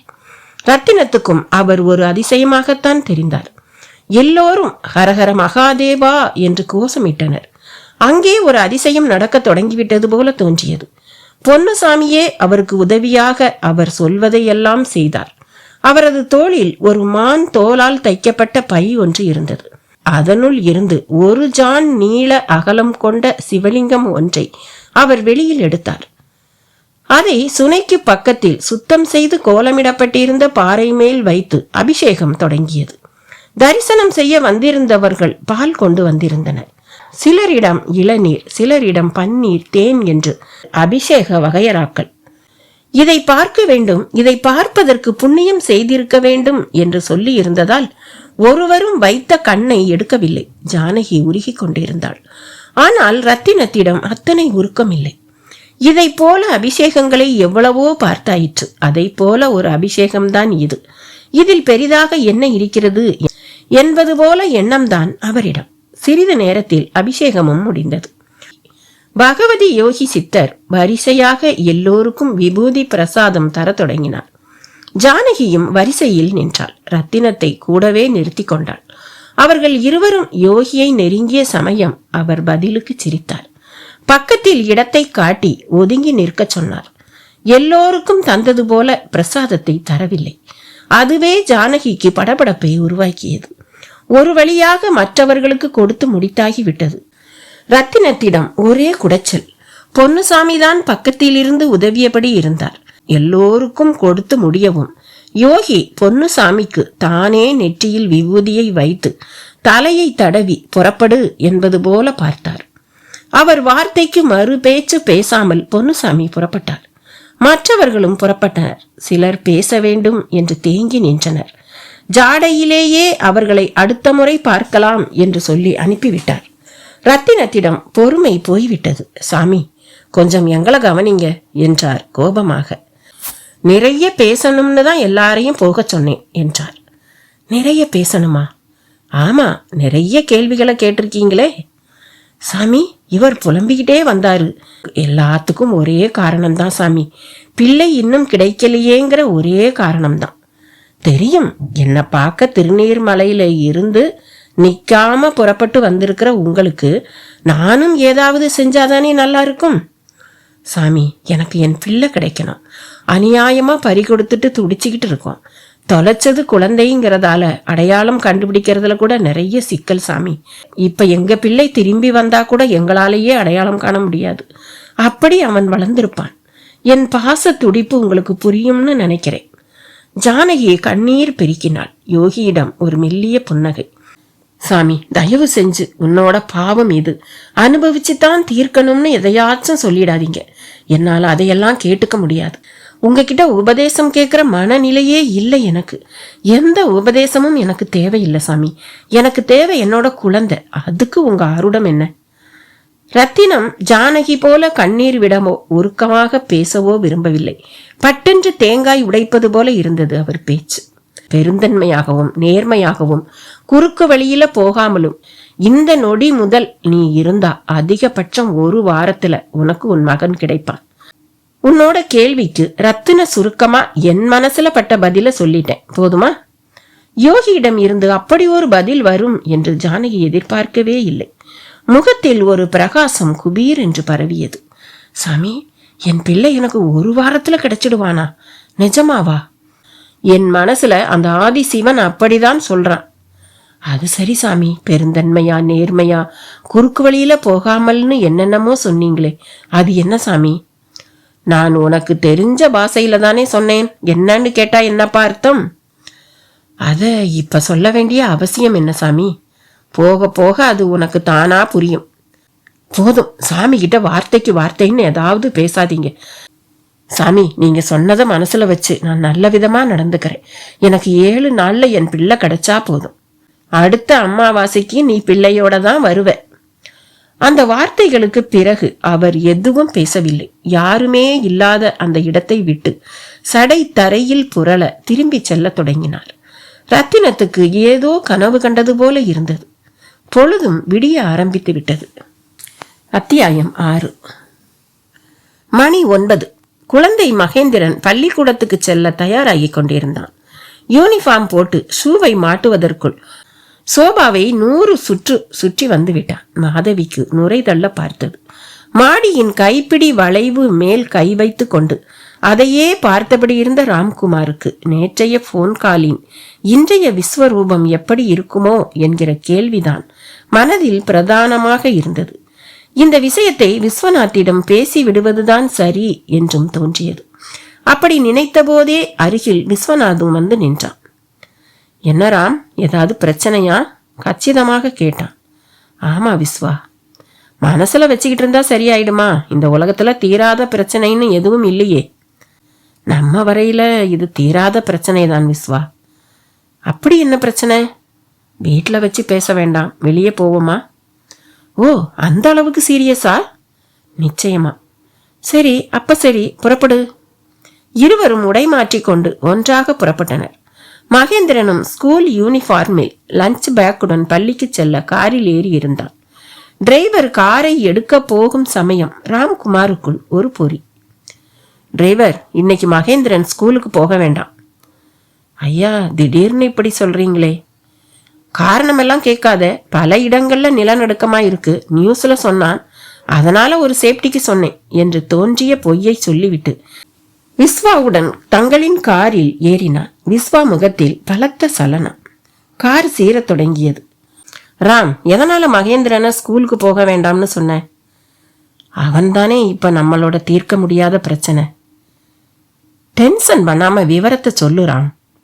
யாருன்னு தெரியல, ஒருத்தன் மகேந்திரன் யாருன்னு சரியா சொல்லி 10 கோடி கேட்டு பிளாக்மெயில் பண்ண ஆரம்பிச்சிருக்கான். மை காட், நிஜமாவா? ஆமா ஆமா விஸ்வா, நேத்து மட்டும் 5-6 தடவை பண்ணிட்டான். ஓ, அதான் சுவிட்ச் ஆஃப் பண்ணி வச்சிருந்தியா? எனக்கு வேற வழி தெரியல விஸ்வா. ஆமா, நீ யார்கிட்டையாவது சொல்லி இருக்கியா? என்ன உளர்ற?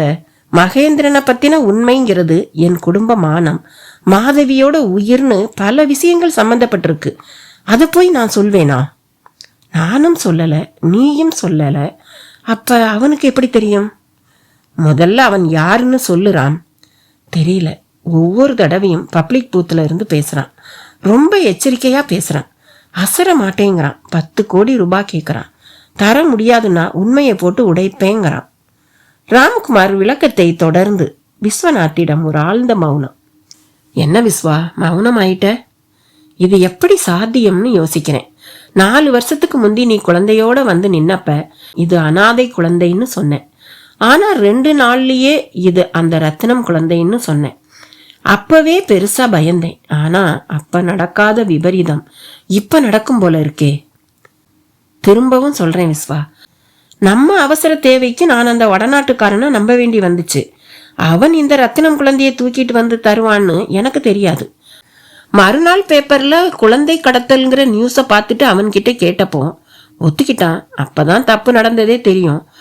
குழந்தைய திருப்பி தந்துடலாம்னா அவன் ஆக்சிடென்ட்ல செத்து போயிட்டான். இதனால வேற வழி இல்லாம மனசை திடப்படுத்திக்கிட்டு குழந்தைய வச்சுக்க வேண்டி வந்துச்சு. இங்க இருந்தா ஒருவேளை யாராவது குழந்தைய அடையாளம் தெரிஞ்சுக்கலாம்ங்கிற பயத்துல அப்ப நீயும் குழந்தையோட வெளிநாட்டுக்கு போயிட்டு 6 மாசம் கழிச்சுதான் வந்தீங்க. பிரச்சனையும் மெல்ல அமுங்கி போச்சு. குழந்தையும் வளர்ந்துட்டதால யாரும் அடையாளம் கண்டுபிடிக்கிற ஆபத்தும் இல்லாம போச்சு. உன் அப்பாவும் பேரன் பேர்ல உயிரை எழுதிட்டாரு. இதனால நாம விரும்பினாலும் குழந்தைய கொடுக்க முடியாத நிலையும் உருவாகி போச்சு. மாதவியும் குழந்தை மேல உயிரையே வச்சு நம்மளை கட்டி போட்டுட்டா. இதுதானே விஸ்வா நம்ம நிலையோட யதார்த்தம். ராம்குமாரும் மூச்சு விடாமல் நடந்து முடிந்ததை சொல்லி ஆசுவாசப்படுத்தி கொண்டான். சரி ராம், இப்ப இந்த பிரச்சனைக்கு முடிவான தீர்வு தான் என்ன? பணம் கொடுத்தாலாம் இது முடியாது. திரும்ப திரும்ப கேட்க மாட்டாங்கிறதுக்கு உத்தரவாதம் இல்லை. அதனால பணம் கேட்கிறவன் யாருங்கிறத தெரிஞ்சுக்கிட்டு அவனை போட்டு தள்ளுறது ஒண்ணுதான் ஒரே தீர்வு. ராம்குமார் சொன்ன மறுநொடி கார் கிரீச்சிட்டு தேய்ந்து நின்றது. விஸ்வநாதனிடம் அந்த அளவுக்கு அதிர்ச்சி. என்ன என்ன விஸ்வா, பயமா இருக்கா? பின்ன கொலை என்ன சாதாரண விஷயமா? எப்படி ராம் இப்படி உன்னால பேச முடியுது? சரி, வேற வழி என்னன்னு நீயே சொல்லு. பணத்தை கொடுத்து வாயை அடைப்போம். ஏன்னா நாம தப்பு பண்ணியிருக்கோம் இல்லையா? வெளியே தெரிஞ்சா மானக்கேடு மட்டும் இல்லை, ஆயுள் தண்டனையே கூட கிடைக்கலாம் ராம். சரிதான், பணத்தை கொடுக்கறதால வாய் அடையும்னா தாராளமா கொடுக்கலாம். ஆனா நான் அப்படி நடக்கும்னு நம்பல. குழப்பாதே ராம், கொலைங்கிறது டூ மச். முதல்ல குழந்தை திருட்டு, அடுத்து கொலைன்னா ஐயோ, நான் தொழிலதிபரா இல்ல கிரிமினலா? இந்த கேள்விக்கெல்லாம் இப்ப இடமே இல்ல விஸ்வா. நீ எப்பவும் தொழிலதிபர் தான். என் தங்கையோட நீ இப்ப எப்படி சந்தோஷமா இருக்கியோ அதே மாதிரி சந்தோஷமா வாழணும். இந்த பிரச்சனைய என்கிட்ட விட்டுடு, நான் பாத்துக்கிறேன். நீ எப்படி பார்த்துப்பேராம்? அதை நான் உன்கிட்ட சொல்ல விரும்பல. அது என்னோட பிரச்சனை. நோ, நீ எந்த கிரிமினல் வேலையிலையும் இறங்கக்கூடாது. நிச்சயமா அப்படி நடந்துக்க மாட்டேன் விஸ்வா. அதே சமயம் இந்த பிரச்சனைய தந்திரத்தால எப்படி தீர்க்கணுமோ அப்படி தீர்ப்பேன். ராம்குமாரின் தெளிவை எச்சரிப்பது போல அவன் செல்போனில் அழைப்பொலி.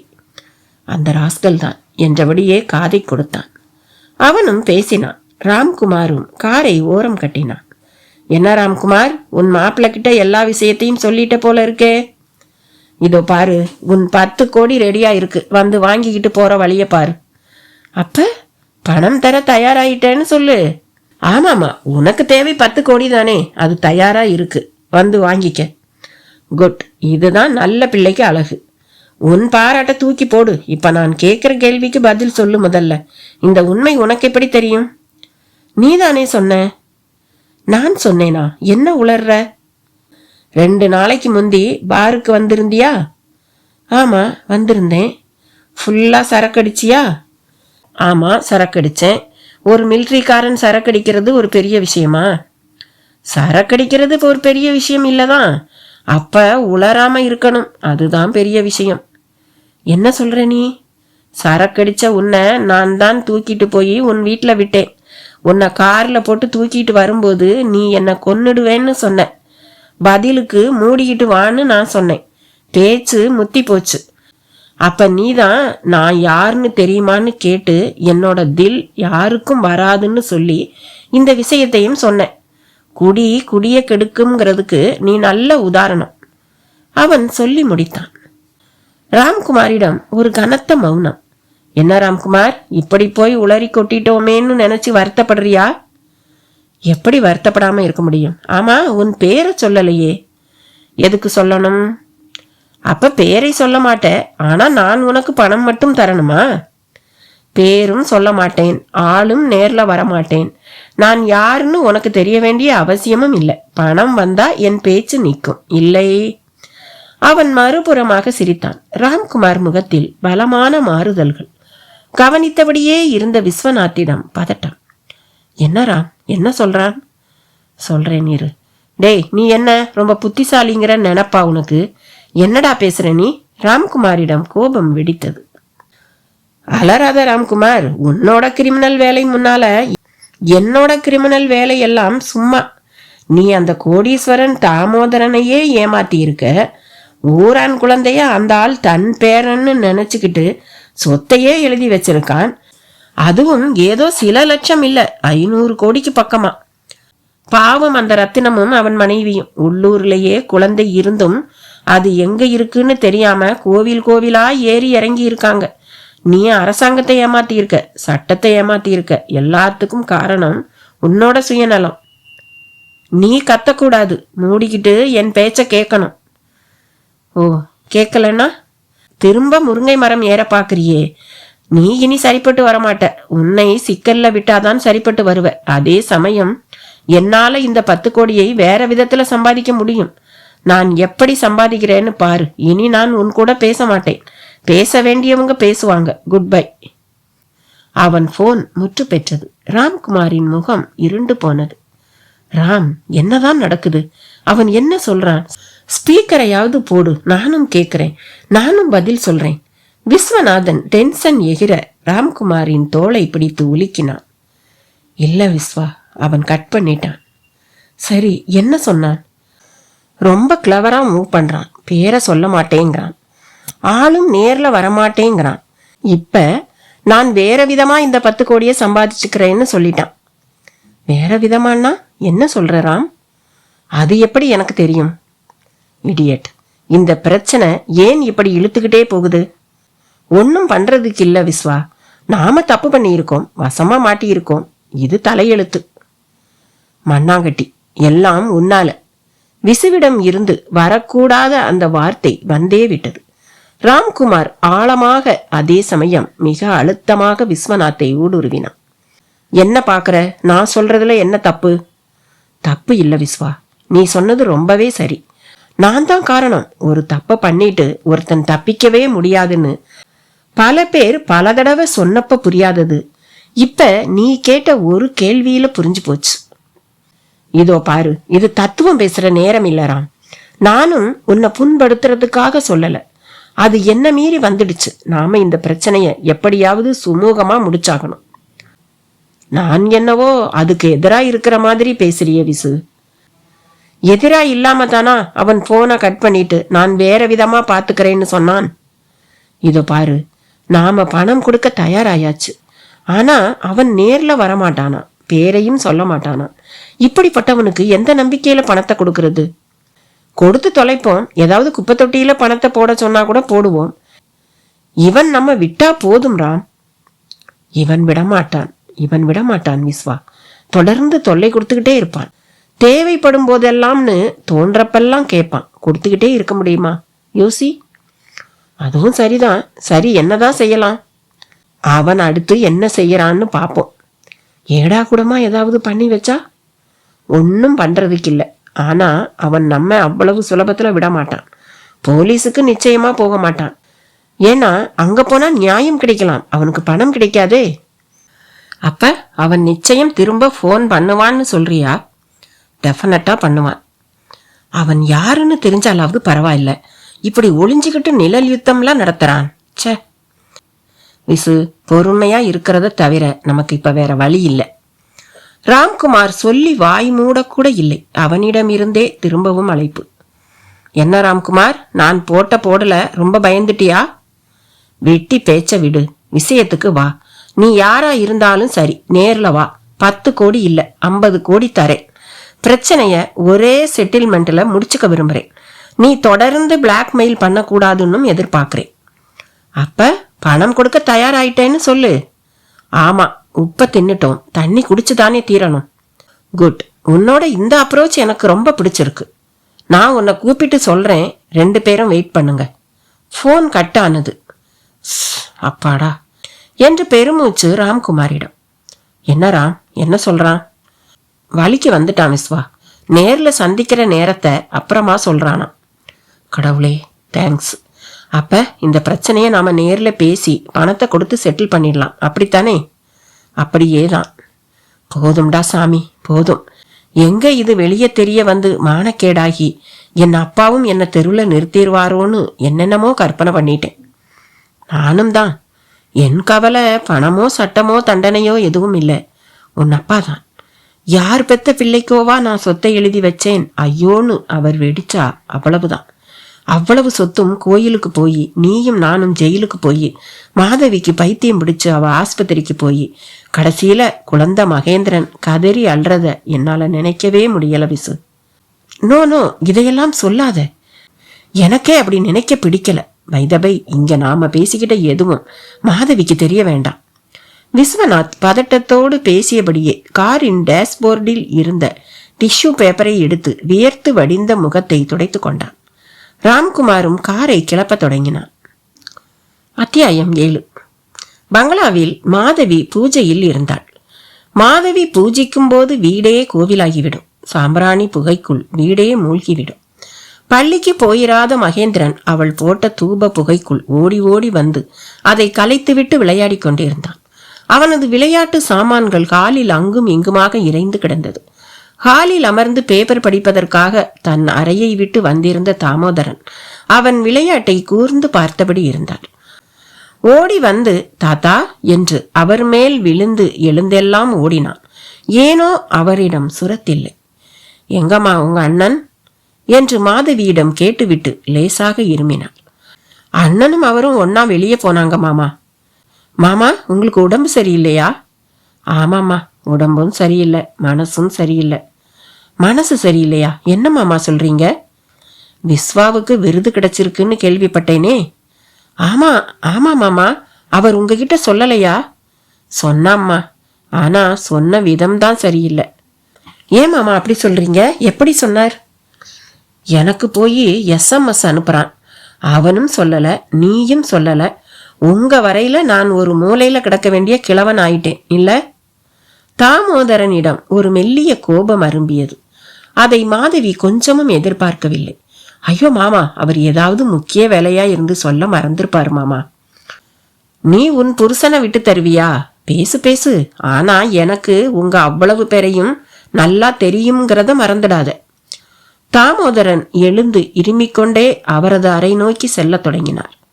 ஒரு 5 நிமிடத்தில் விஸ்வநாத்தும் ராம்குமாரும் உள்ளே நுழைந்தனர். வந்தவர்களை கோபமாக பார்த்தாள் மாதவி. ஆனால் அதையெல்லாம் சட்டை செய்யும் மனநிலையில் இருவருமே இல்லை. நேராக ராம்குமாருடைய அறைக்குள் நுழைந்து கதவையும் சாற்றி கொண்டார்கள். பின்னாலேயே செல்வது தெரியாமல் சென்றாள் மாதவி. உள்ளே நுழைந்த வேகத்தில் ராம்குமார் விஸ்வநாத்திடம், விஸ்வா, நீயும் மாதவியும் குழந்தையோட முதல்ல ஏதாவது ஒரு வெளிநாட்டுக்கு புறப்பட பாருங்க. இங்கே இவனை நான் பார்த்துக்கிறேன் என்று சொல்வது காதில் விழுந்தது. அப்படியெல்லாம் உடனே போக முடியாது ராம். இங்க இண்டஸ்ட்ரியில நான் இருந்து முடிக்க வேண்டிய அசைன்மெண்ட்ஸ் ஒரு மலைக்கு மேல இருக்கு. அது என்னைக்குதான் இல்ல, ஆனா இப்ப இருக்கிற சுச்சுவேஷன்ல குழந்தையோட நீங்க இங்க இல்லாம இருக்கிறது தானே சரி. அப்படி எத்தனை நாளைக்கு ராம்? ஒரு 6 மாசத்துக்கு. நோ, 6 நாளைக்கே எனக்கு இங்க வழி கிடையாது. லுக், அவனை பணத்தால அடிக்கிறது தான் ஒரே வழி. நீ எங்களுக்காக தேவையில்லாம கஷ்டப்படாத. விஸ்வா, நான் ஒரு ரிட்டையர் கேஸ். எனக்கு பொண்டாட்டியா பிள்ளையா? ஆனா நீ அப்படி இல்லை. உனக்கு ஏராளமான ரெஸ்பான்ஸ் இருக்கு. உன் கௌரவத்துக்கோ புகழுக்கோ ஒரு துளி பங்கமும் வரக்கூடாது. அதுக்கு என்ன செய்யணும்னு எனக்கு தெரியும். ராம்குமாரும் விஸ்வநாத்தும் பேசிக்கொள்வது மாதவியை குழப்பியது. இவர்கள் என்ன பேசுகிறார்கள்? இப்போது என்ன சிக்கல்? அண்ணன் எதற்காக ஊரை விட்டு போகச் சொல்கிறான்? மண்டையை உடைத்து கொண்டாள் மாதவி. ஒரு எல்லைக்கு மேல் அவளால் பொறுக்க முடியவில்லை. கதவை திறந்து கொண்டு உள்ளே நுழைந்தாள். அவர்களும் பேச்சை உடனேயே நிறுத்தினார்கள். அவள் அவர்களை கலக்கத்தோடு பார்த்தாள். என்ன மாதவி, நீங்க பேசினது காதுல விழுந்துச்சு, என்ன பிரச்சனை? அவள் நேரடியாக விஷயத்தை தொடவும் அவர்கள் விதிர்த்தனர். மௌனம் சாதித்தார்கள். உங்களைத்தான், என்ன பிரச்சனை? அதட்டலான குரலில் கேட்டாள். அத எப்படி மாதவி சொல்றது? நீ தாங்க மாட்ட. தப்பா சொல்றேன்னே. நான் தாங்க முடியாதுங்கிற பல விஷயங்களை தாங்கிக்கிட்டேன். இனி நான் தாங்க முடியாத ஒண்ணு இருக்கிற மாதிரியே எனக்கு தெரியல. இருக்கலாம் மாதவி, ஆனாலும் எதுவா இருந்தாலும் நாங்க சமாளிச்சுக்கிறோம். நீ போய் வேலையை பாரு. அப்படியெல்லாம் நீங்க சொன்ன உடனே போயிட என்னால முடியாதுன்னே. என்ன பிரச்சனை? திரும்பவும் குரலில் அழுத்தம் கொடுத்து கேட்டாள். வேறு வழியில்லாமல் ராம்குமாரும் நடந்து முடிந்த அவ்வளவையும் சொல்லி முடித்தான். அதே வேளையில் நான் தாங்குவேன் என்றவளிடம் பேச்சு மூச்சு இல்லை. நான் சொன்னேன், நீ கேட்கல. இப்ப பாரு, உன்னால என்ன பேசுறதுன்னே தெரியல. என்ன பேசுறதுன்னு தெரியாம இல்லைன்னே, எப்படி பேசுறதுன்னு தெரியாம தான் இருந்தேன். நல்ல வேளை இப்ப பேச நேரம் வந்திருக்கு. நீ என்ன சொல்ற? நான் சொல்றது இருக்கட்டும், உங்க முடிவு என்ன? நீங்க 2 பேரும் மகேந்திரனோட வெளிநாட்டுக்கு போயிடுங்க. அந்த பிளாக்மெயிலரை நான் சமாளிச்சுக்கிறேன். எப்படி? அது எப்படியோ. ஆக தொடர்ந்து தப்பு செய்யறது தான் உங்க முடிவு. அதை திருத்திக்கிறது கிடையாது, அப்படித்தானே? நீ என்ன சொல்ற மாதவி? நான் இப்ப சொல்றத நல்லா கேட்டுக்கொண்டேன். மகேந்திரன் என்ன அம்மான்னு கூப்பிடும் போதும் துரு துருன்னு விளையாடும் போதும் எனக்கு ரொம்ப சந்தோஷமா இருக்கும். அப்படியே அந்த சந்தோஷம் கேள்வியா மாறி நீ ஒரு உண்மையான தாயான்னு கேட்டு என் மனச குத்தும். மாதவி, என்ன சொல்ற நீ? உள்ளதை தானே சொல்றேன். எனக்கே இவன் மேல இவ்வளவு பாசம் இருக்கும்போது இவனை பெத்து 1 வருஷம் வரை வளர்த்துட்டு பறி கொடுத்துட்ட அந்த உண்மையான தாய்க்கு மனசு எப்படி துடிக்கும்னு நாம யோசிச்சு பார்த்தோமா? மாதவி, நீ இப்ப என்ன சொல்ல வர? இப்படி யாரோ ஒருத்தன் பிளாக்மெயில் பண்ணி அவனுக்கு பணத்தை தந்து மகேந்திரனை நாம வளர்க்கறத விட அந்த தம்பதிகளை நேர்ல பார்த்து மகேந்திரனை ஒப்படைச்சு மன்னிப்பு கேட்போம் அண்ணே. தப்புக்கு தப்பா பண்ணிட்டு போறது கொஞ்சமும் சரியில்லைன்னே. இதோ பாரு மாதவி, இதோட பின் விளைவுகளை நீ கொஞ்சமாவது யோசிச்சு பாத்தியா? என்னென்ன பின் விளைவு? மாமா அதிர்ச்சி அடைவார், சொத்து கைவிட்டு போகும், இதெல்லாம் தானே. பைத்தியம், இந்த விஷயத்துல எங்களை அரெஸ்ட் பண்ணி உள்ள வைக்கவே முடியும். நாம பண்ணி இருக்கிறது அவ்வளவு பெரிய தப்பு இல்லண்ணே. நாம மன்னிப்பு கேட்டுட்டா நிச்சயம் நமக்கு நீங்க நினைக்கிற மாதிரி எல்லாம் நடக்காது. எனக்கு நம்பிக்கை இருக்கு. அது சரி, மகேந்திரனை பிரிஞ்சு ஒன்னால இருக்க முடியுமா? இப்படி எவனோ ஒருத்தன் பிளாக்மெயில் பண்ணுவான், அவனால எப்ப பிரச்சனை எப்படி வெடிக்குமோன்னு பயந்துகிட்டே இருக்கிறதுக்கு நம்ம பிள்ளை இதே ஊர்ல அவன் உண்மையான அப்பா அம்மா கிட்ட வளர்றான் அப்படிங்கிறது நல்ல விஷயம் தானே என்ன? மாதவியின் கேள்வியின் நியாயம் விஸ்வநாத்தை கட்டி போட்டு விட்டது. ராம்குமாரோ என்ன பதில் சொல்வது என்று தெரியாதவனாக தாடையை வருடினான். என்னென்ன யோசனை? முதல்ல மகேந்திரனை பத்தின உண்மைகளை நாம மாமா கிட்ட சொல்லுவோம். அது ரொம்ப முக்கியம். அவர் எவ்வளவு வருத்தத்துல இருக்கார் தெரியுமா? அவருக்கு என்ன வருத்தம்? என்ன வருத்தமா? இப்ப கூட உங்களுக்கு விருது கிடைச்ச விஷயத்த நீங்க நேர்ல சொல்லலைன்னு ரொம்ப வருத்தப்பட்டார். வயசாயிடுச்சு, மூளையில கிடன்னு சொல்லாம சொல்றீங்களான்னு கேட்டார். ஷோ மண்ணாங்கட்டி, இவரால தானே இவ்வளவு சிக்கலும். நம்ம காதல தொடக்கத்திலேயே ஒத்துக்கிட்டு இருந்தா இந்த சிக்கலே இல்லையே மாதவி. பழைய குப்பைய இப்ப கிளற வேண்டான்னு. ஒரு குற்றத்தோட யாராலையும் நிம்மதியா வாழ முடியாதுன்னு. அந்த பிளாக்மெயிலர் அடுத்து ஃபோன் பண்றதுக்கு முந்தி நாம செய்ய வேண்டியதை செஞ்சு முடிப்போம். இதுதான் நாம செஞ்ச தப்புக்கு நாம செய்ய வேண்டிய பரிகாரம். மாதவியா பேசுகிறாள் என்று ஆச்சரியமாக இருந்தது ராம்குமாருக்கு. ஆனால் விஸ்வநாத்தால் அவள் சொன்னதை ஜீரணிக்க முடியவில்லை. மாதவி, என்னால நீ சொன்ன எதையுமே ஏத்துக்க முடியாது. நீ இப்படி பேசுவேன்னும் நான் எதிர்பார்க்கல. உன்னோட பதில் எனக்கு உள்ளபடியே ரொம்ப ஆச்சரியத்தை தான் கொடுக்குது. நானும் ஒன்னும் சுயநலம் இல்லாதவ இல்லைங்க. இந்த எண்ணம் எனக்கு வந்து பல காலம் ஆச்சு. ஆனா இப்ப பிரச்சனைன்னு வரவும் தானே நானும் தவறு திருத்திக்க முயற்சி பண்ணியிருக்கேன். என்ன பார்த்து ஆச்சரியமெல்லாம் படாதீங்க. மாதவி மிக தெளிவாக பேசினாள். சரி, எனக்கு கொஞ்சம் அவகாசம் கொடு என்றபடியே விலகி போனான் விஸ்வநாத். ராம்குமார் மட்டும் மாதவி அருகில் வந்து அவள் கையை பிடித்து கொண்டு, மாதவி, நீ இப்படி ஒரு நல்ல முடிவை சொல்வேன்னு நான் கொஞ்சம் கூட எதிர்பார்க்கல என்றான். என்னை பாராட்டுறது அப்புறம்னே, அந்த பிளாக்மெயிலர் அடுத்து ஃபோன் பண்றதுக்கு முந்தி நாம இதை செஞ்சாகணும்.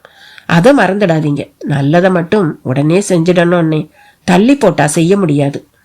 சரி மாதவி, உன்னால மகேந்திரனை பிரிஞ்சு இருக்க முடியுமா? இருப்பேன் என்னே.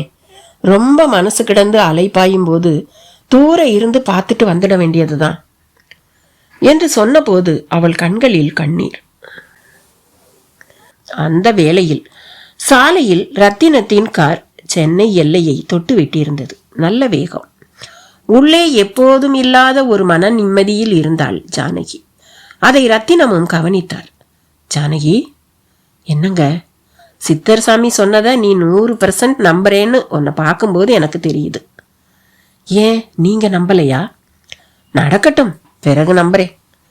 சரி, நீங்க நீங்களா இருங்க, நான் நானா இருக்கேன். அதையும் பார்க்கறேனே. ஒரு வாரம் அவர் சொன்னதுல ஒரு நாள் முடிஞ்சிடுச்சு. இன்னும் 6 நாள், மணிக்கணக்கில் சொன்னா 144 மணி நேரம்.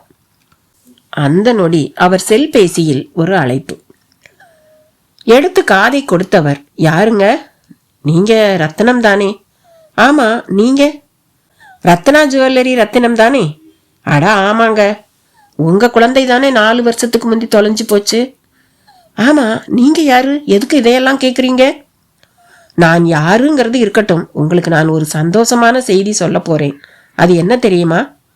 இப்படி புதிர் போட்டா எப்படிங்க, சொல்லுங்க. சரி, நேரா விஷயத்துக்கு வந்துடுறேன். நீங்க தொலைச்ச குழந்தை இப்ப எங்க இருக்குன்னு எனக்கு தெரியும். என்னது? என் மகன் இருக்கிற இடம் உங்களுக்கு தெரியுமா? ஆமா, இடத்தை தெரிஞ்சுக்க ஆசையா இருக்கா? ஆமா. சரி சொல்லுங்க, எங்க இருக்கான், எப்படி இருக்கான்? ரொம்பவே நல்லா இருக்கான். உங்ககிட்ட இருந்தா எப்படி இருப்பானோ அதை விடவும் அவன் நல்லாவே இருக்கான்.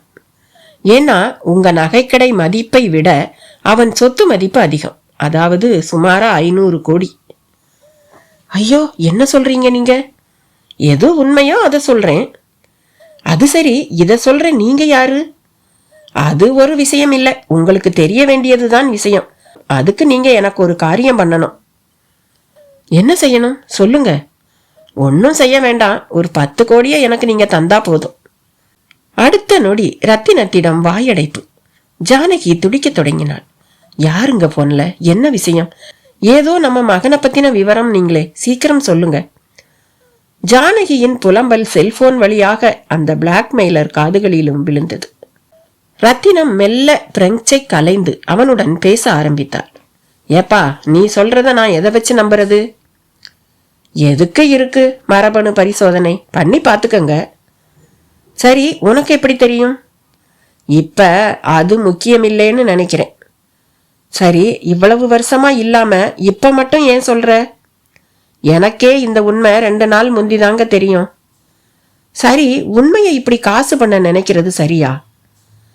உங்ககிட்ட நான் உபதேசம் கேட்கல சார். பணம் தர தயார்னா பையன் எங்க இருக்கான்னு சொல்றேன், இல்லைன்னா விட்டுடுங்க. ஏன் இப்படி ஆசை காட்டிட்டு மோசம் பண்ண பாக்குற?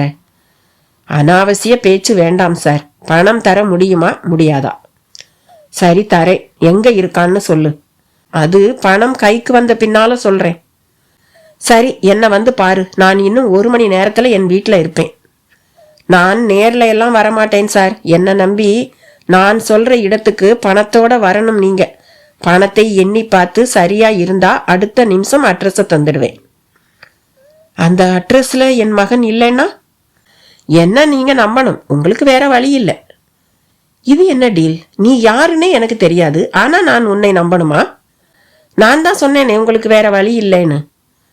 சரி, நம்பி பணம் தரேன்னே வை. இப்ப என் மகனை வச்சிருக்கிறவங்க என் மகனை ஒப்படைக்க சம்மதிப்பாங்களா? அதெல்லாம் உங்க பாடு. போலீஸுக்கு போங்க, புகார் கொடுங்க, மரபணு சோதனை செய்ய வைங்க. உங்க குழந்தைய நீங்க போராடித்தானே அடையணும். நீ ரொம்ப சுயநலவாதிப்பா. உன்னோட பேச்ச நம்பி நான் களத்துல இறங்கி அசிங்கப்பட தயாரில்லை. 10 கோடி இல்ல 20 கோடி தரேன் என் மகனோட நீ வர்றதா இருந்தா. நான் என் தாய் மேல சத்தியமா பொய் சொல்லல. வேணும்னா உங்களுக்கு ஒரு சந்தர்ப்பம் தரேன். உங்க மகன்னு ஊர்ஜிதமாகி உங்க மகன் உங்ககிட்ட வந்து சேர்ந்த பிறகு கூட நீங்க எனக்கு பணம் தரலாம். இப்ப சரியா? இது பேச்சு, இதுதான் டீல். அப்ப சரி, அட்ரஸ நோட் பண்ணிக்கங்க. அவன் விஸ்வநாத் முகவரியை சொல்லி முடித்தான். ரத்தினம் முகத்தில் புலகாங்கிதான். ஜானகி அந்த அட்ரஸை பார்த்து அளவே தொடங்கிவிட்டாள். அப்போதே டிரைவரிடம் காரை அந்த முகவரி நோக்கித்தான் விட சொன்னார் ரத்தினா. என்னங்க, சாமி சொன்னது பலிச்சிடும் போல இருக்குங்களே. உண்மைதான் ஜானகி. அதே சமயம் நமக்கு பெரிய சவால் காத்திருக்கு. இது ரொம்ப பெரிய இடம். அவன் சொன்னதை வச்சு பார்த்தா ரொம்ப ரொம்ப பெரிய இடம்.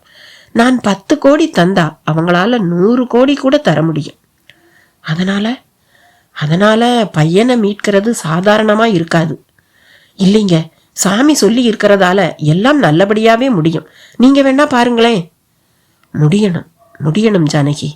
போலீஸும் சட்டமும் நமக்கு துணை நிக்கணும். இல்லைன்னா நம்ம பொய் சொல்றதா ஆயிடும். அது எப்படிங்க? இழந்த நமக்குத்தானே உரிமை. எல்லாம் சரி, அது நம்ம குழந்தைன்னு எதை வச்சு சொல்றோம்னு கேட்பாங்க. ஒரு அனாமதேய போன் கால் வந்ததுன்னா சிரிப்பாங்க ஜானகி. அதுதான் இந்த காலத்துல பரிசோதனை பண்ணி கண்டுபிடிக்கலாமே. அதுக்கு சம்மதிக்க வைக்கவே நமக்கு சில அடிப்படையான சாட்சிகள் வேணும். புரிஞ்சுக்கோ. என்னங்க நீங்க ஒரு பக்கம் சந்தோஷத்தை கொடுத்துட்டு மறுபக்கம் இப்படி அதை கலைச்சும் விடுறீங்க. சரி, நீ அதே சந்தோஷத்தோடையே இரு, நான் பாத்துக்கிறேன். ரத்னம் ஒரு தீர்மானமான முடிவுக்கு வரவும் விஸ்வநாத்தின் பங்களா வரவும் சரியாக இருந்தது. வாசலில் செக்யூரிட்டி. யாரும் இப்ப வீட்டுல இல்ல, வெளியே போயிருக்காங்க என்று சொல்லி தடுத்தான். எப்ப வருவாங்க? தெரியாதுங்க, போன் பண்ணி இருக்கிறத தெரிஞ்சுக்கிட்டு வாங்க என்றான். ரத்தினத்துக்கு சற்று ஏமாற்றமாகிவிட்டது. எவ்வளவு நேரம் ஆனாலும் சரி, நம்ம காத்திருப்போங்க என்றாள் ஜானகி. அப்படியே அந்த வாட்ச்மேனிடம், ஏன்பா இந்த பங்களாவில் 5 வயசுல ஒரு பையன் இருக்கானா என்றும் கேட்டாள். எங்க சின்ன முதலாளியோட வயசு 5 தான் என்றான் வாட்ச்மேன். ஏங்க, இருக்காங்க என்று கத்தினாள் ஜானகி. விட்டா நீ கத்தி கூப்பாடே போடுவ போல இருக்கே. சரி வா, வீட்டுக்கு போய் குளிச்சு முடிச்சுட்டு வருவோம். கொஞ்சம் இருந்து பார்த்துட்டே போகலாம்களே. ஜானகி, இப்பதான் நாம தெளிவா திடமா நடந்துக்கணும். சொல்றத கேளு என்று அவளை இழுத்து சென்றார். காரும் புறப்பட்டது. ஜானகி அந்த பங்களாவை திரும்பி திரும்பி பார்த்தபடியே விலகினாள். ரத்தினத்தின் பங்களாவை கார் எட்டிய போது ஆச்சரியம் காத்திருந்தது. வாட்ச்மேன் கதவை திறந்து விட்டதோடு, ஐயா, உங்களை பார்க்க தொழிலதிபர் தாமோதரனும் அவர் குடும்பத்தை சேர்ந்தவங்களும் வந்திருக்காங்க என்றான். ரத்தினத்துக்கு ஜிவ்வென்று ஏறியது. அவரும் ஜானகியும் காரில் இருந்து இறங்கி ஓடினார்கள். உள்ளே ஹாலில் தாமோதரன், ராம்குமார், விஸ்வநாத், மாதவி, அவள் மடியில் மகேந்திரன். உள்ளே நுழையும் ரத்தினத்தையும் ஜானகியையும் பார்த்துவிட்டு அவர்கள் எழுந்து நின்றனர். ஜானகியும் சரி, ரத்தினமும் சரி, மகேந்திரனைத்தான் பார்த்தனர். அதே சமயம் ராம்குமார் வெகு வேகமாக முன்னே வந்து அவர்கள் காலில் பொத்தென்று விழுந்தான். எழுந்திருங்க தம்பி, எழுந்திருங்க. என்ன இதெல்லாம்? மன்னிச்சிடுங்க ஐயா, நான் பெரிய பாவி. என்ன சொல்றீங்க நீங்க? நாங்க உங்க பங்களாவுக்கு போயிட்டு வரோம், ஆனா நீங்க இங்க இருக்கீங்க. நீங்க எங்க பங்களாவுக்கு போனீங்களா? ஆமா, ஒரு அனாமதேய கால் எங்க பையன் உங்க வீட்டுல இருக்கிறதா வந்துச்சு. அதான். அனாமதேய காலா? யார்கிட்ட இருந்து? அனாமதேயம்னாலே யாருன்னே தெரியலன்னு தானே தம்பி அர்த்தம். என்னன்னு சொன்னான் போன்ல? நாங்க தொலைச்ச எங்க குழந்தைதான் உங்க வீட்டுல இருக்கிறதாவும் போய் அதை வாங்கிக்கிறது உங்க சாமர்த்தியம்னு சொன்னான். இதுக்கு 10 கோடி வேற கேட்டிருக்கான். அதே போன்கால் எங்களையும் இதே மாதிரி 10 கோடி கேட்டு ஒருத்தன் மிரட்டினான். என்னன்னு? உங்ககிட்ட உண்மைய சொல்லிடுவோம்னு. அப்ப யாரோ ஒருத்தன் நம்ம 2 பேர்கிட்டயுமே பணம் விடுங்க பார்த்துருக்கான். ஆமா ஆமாங்க ஐயா, ஆனா நாங்க அந்த பிளாக்மெயிலுக்கு இடம் கொடுக்க விரும்பல. பிள்ளைய உங்ககிட்ட ஒப்படைச்சிட்டு மன்னிப்பு கேட்டுக்கிறத ஒரு பரிகாரமா நினைச்சுதான் வந்திருக்கோம். அப்ப பிள்ளைய நீங்க தான் திருடினீங்களா? இல்லையா, என்ன நடந்ததுன்னு நான் சொல்றேன். ராம்குமார் நடந்ததை சொல்லி முடித்தான். ஜானகி கிட்டத்தட்ட உறைந்து போய் மகேந்திரனையே பார்த்தபடி இருந்தாள். அவனோ மம்மி மம்மி என்று மாதவியிடம் விளையாடி கொண்டிருந்தான். ரத்தினம் மௌனமாக போய் சோபாவில் அமர்ந்தார். என்னங்க, எங்க சுயநலம் உங்க வரையில முள்ளா குத்துதா? தப்புதான், நீங்க எந்த தண்டனை கொடுத்தாலும் ஏத்துக்கிறோம் என்று மிடறு விழுங்கினான் விஸ்வநாத். ஆமாங்க, நாங்க திட்டமிட்டு திருடல. ஆனா அன்னைக்கே ஒப்படைச்சிருக்கலாம். அதுக்கும் வழி இல்லாதபடி அந்த பிச்சைக்காரன் செத்துட்டான். அதுதான். ராம்குமார் மென்று துப்பினான். தாமோதரன் மட்டும் அமைதியாகவே இருந்தார். அவரிடம் ஏதோ ஒரு தீர்மானமான முடிவு. ரத்தினம் அதை உணர்ந்தவர் போல பேசினார். ஐயா ரொம்ப பெரியவங்க, ஏதோ நினைக்கிற மாதிரி தெரியுதே. ஆமா, இந்த சிக்கலுக்கு என் அந்தஸ்து காய்ச்சலும் பணவெறியும் கூட ஒரு காரணம். ஆனா இப்ப அதை பத்தி பேசுறதுல அர்த்தம் இல்லை. இதோ உங்க பையன் மேலதான் இப்ப என்னோட சொத்தே இருக்கு. அதை நான் திருப்பி எடுத்துக்க போறதில்ல. இது நான் கொடுக்கிற அபராத தொகைன்னு நினைச்சுக்கங்க. போலீஸ் கோர்ட்டுன்னு போகாம நமக்குள்ள நாம சமரசமா போயிடுவோம் என்றார். ரத்தினமும் அதை கேட்டு சிலிர்த்தவராக, ஐயா, நான் இப்பதான் வெள்ளியங்கிரி மலைக்கு போய் யோகி பகவதி சித்தரோட பூஜையில கலந்துகிட்டு அவரோட அருள்வாக்க வாங்கிட்டு வந்திருக்கேன். அவர் என்ன கட்டி போட்டுதான் அனுப்பி இருக்கார். பெருந்தன்மையாவும் குறுக்கு வழியிலையும் போகாம இருக்க சொன்னார். அப்ப எனக்கு புரியல, இப்ப புரியுது. இது என் வரையில நம்ப முடியாத அதிசயம். எங்க மகனுக்காக நான் ரொம்ப போராட வேண்டி இருக்கும்னு நினைச்சேன். ஆனா நீங்களே கௌரவம் பார்க்காம பணபலத்தை காட்டாம சித்தர் சொன்னபடி நடந்துகிட்டு என்ன ரொம்பவே கட்டி போட்டுட்டீங்க. பிள்ளை பாசம் இப்படி நடந்துக்க வச்சிடுச்சு. உங்களை 4 வருஷமா ரொம்ப தண்டிச்சிட்டோம், மன்னிச்சிடுங்க என்று திரும்ப கூறினான் விஸ்வநாத். அப்படியே மகேந்திரனை சுமந்து சென்று ஜானகியிடம் ஒப்படைத்தான். ஆனால் அவன் மாதவியிடம் ஓடி வந்து அவளை கட்டி கொண்டான். விஸ்வநாத் பல்லை கடித்து கொண்டு அவனை வலிந்து பிடுங்கி ஜானகியிடம் கொடுத்தவன், அம்மா இவனை விட்டுறாதீங்க, நாங்க போன பிறகு கொஞ்சம் அழுவான், அப்புறம் சரியா போயிடும், சரியா போய் ஆகணும், வேற வழி இல்லை இல்லையா என்று சொன்னவன், புறப்படுங்க என்று கண்ணீர் பீரிடும் மாதவியோடு மற்றவர்களையும் அழைத்து கொண்டு வேகமாக வெளியேறினான். மம்மி டாடி மம்மி டாடி என்று மகேந்திரன் போட்ட சப்தத்தில் அந்த பங்களாவே நடுங்கியது. மறுநாள் ராம்குமாருக்கு அந்த பிளாக்மெயிலரிடம் இருந்து போன் வந்தது. எனக்கு பயந்துகிட்டு கடைசியில சரண்டர் ஆயிட்டீங்க போல இருக்கு. ஆமா, இனி போன் பண்ணாத, நீ யாருன்னு தெரிஞ்சா உன்னை கொல்ல கூட தயங்க மாட்டேன். நீ இப்படி ஒரு முடிவுக்கு வருவேன்னு தெரிஞ்சுதான் அந்த பக்கமா அவர்கிட்ட 10 கோடியே கேட்டேன். ஆனா அந்த ஆளும் நாமத்தை போட்டுட்டான். ஒண்ணு மட்டும் புரியுது, 2 பெரிய பணக்காரர்களுக்கு நடுவுல என்ன மாதிரி ஆளுங்க ஜெயிக்க முடியாதுன்னு தெரியுதுல்ல. போன வை என்றான் கடுமையான குரலில். அப்படியே மாதவியை பார்க்க சென்றான். அவள் படுக்கையில் கிடந்தாள். மகேந்திரனை பிரிந்ததில் அவளிடமும் பாதிப்பு, லேசான நெஞ்சுவலி. ராம்குமார் அருகில் வந்தான், அமர்ந்தான். யார் அண்ணா போன்ல? வேற யாரு, அந்த பிளாக்மெயிலர் தான். இன்னுமா பண்றான்? இனி பண்ண மாட்டான்மா, அவனுக்கே தெரிஞ்சு போச்சு. நாம இப்படி சமரசமா போவோம்னு அவன் எதிர்பார்க்கல. அவன் யாருன்னு கண்டுபிடிச்சு போலீஸ்ல புகார் கொடுக்க முடியலையான்னு? முடிஞ்சிருந்தாதான் எப்பவோ செஞ்சிருப்பேனே. அதே சமயம் இதுல என்னோட தப்பும் இருக்குமா? உன்னோட தப்பா? ஆமா, நான் பாருக்கு போய் குடிக்காம இருந்திருந்தா இந்த பிளாக்மெயிலர் முளைச்சிருக்கவே மாட்டானே. அங்க நான் குடிபோதையில உளறினதால தானே இத்தனை சிக்கலும். நீ என்னன்னு சொல்ற? நான் குடிச்சு மட்டையாகி விழவும் என்னை கூட்டிக்கிட்டு வந்தான் பாரு ஒருத்தன், அவன்தான் இந்த பிளாக்மெயிலர்.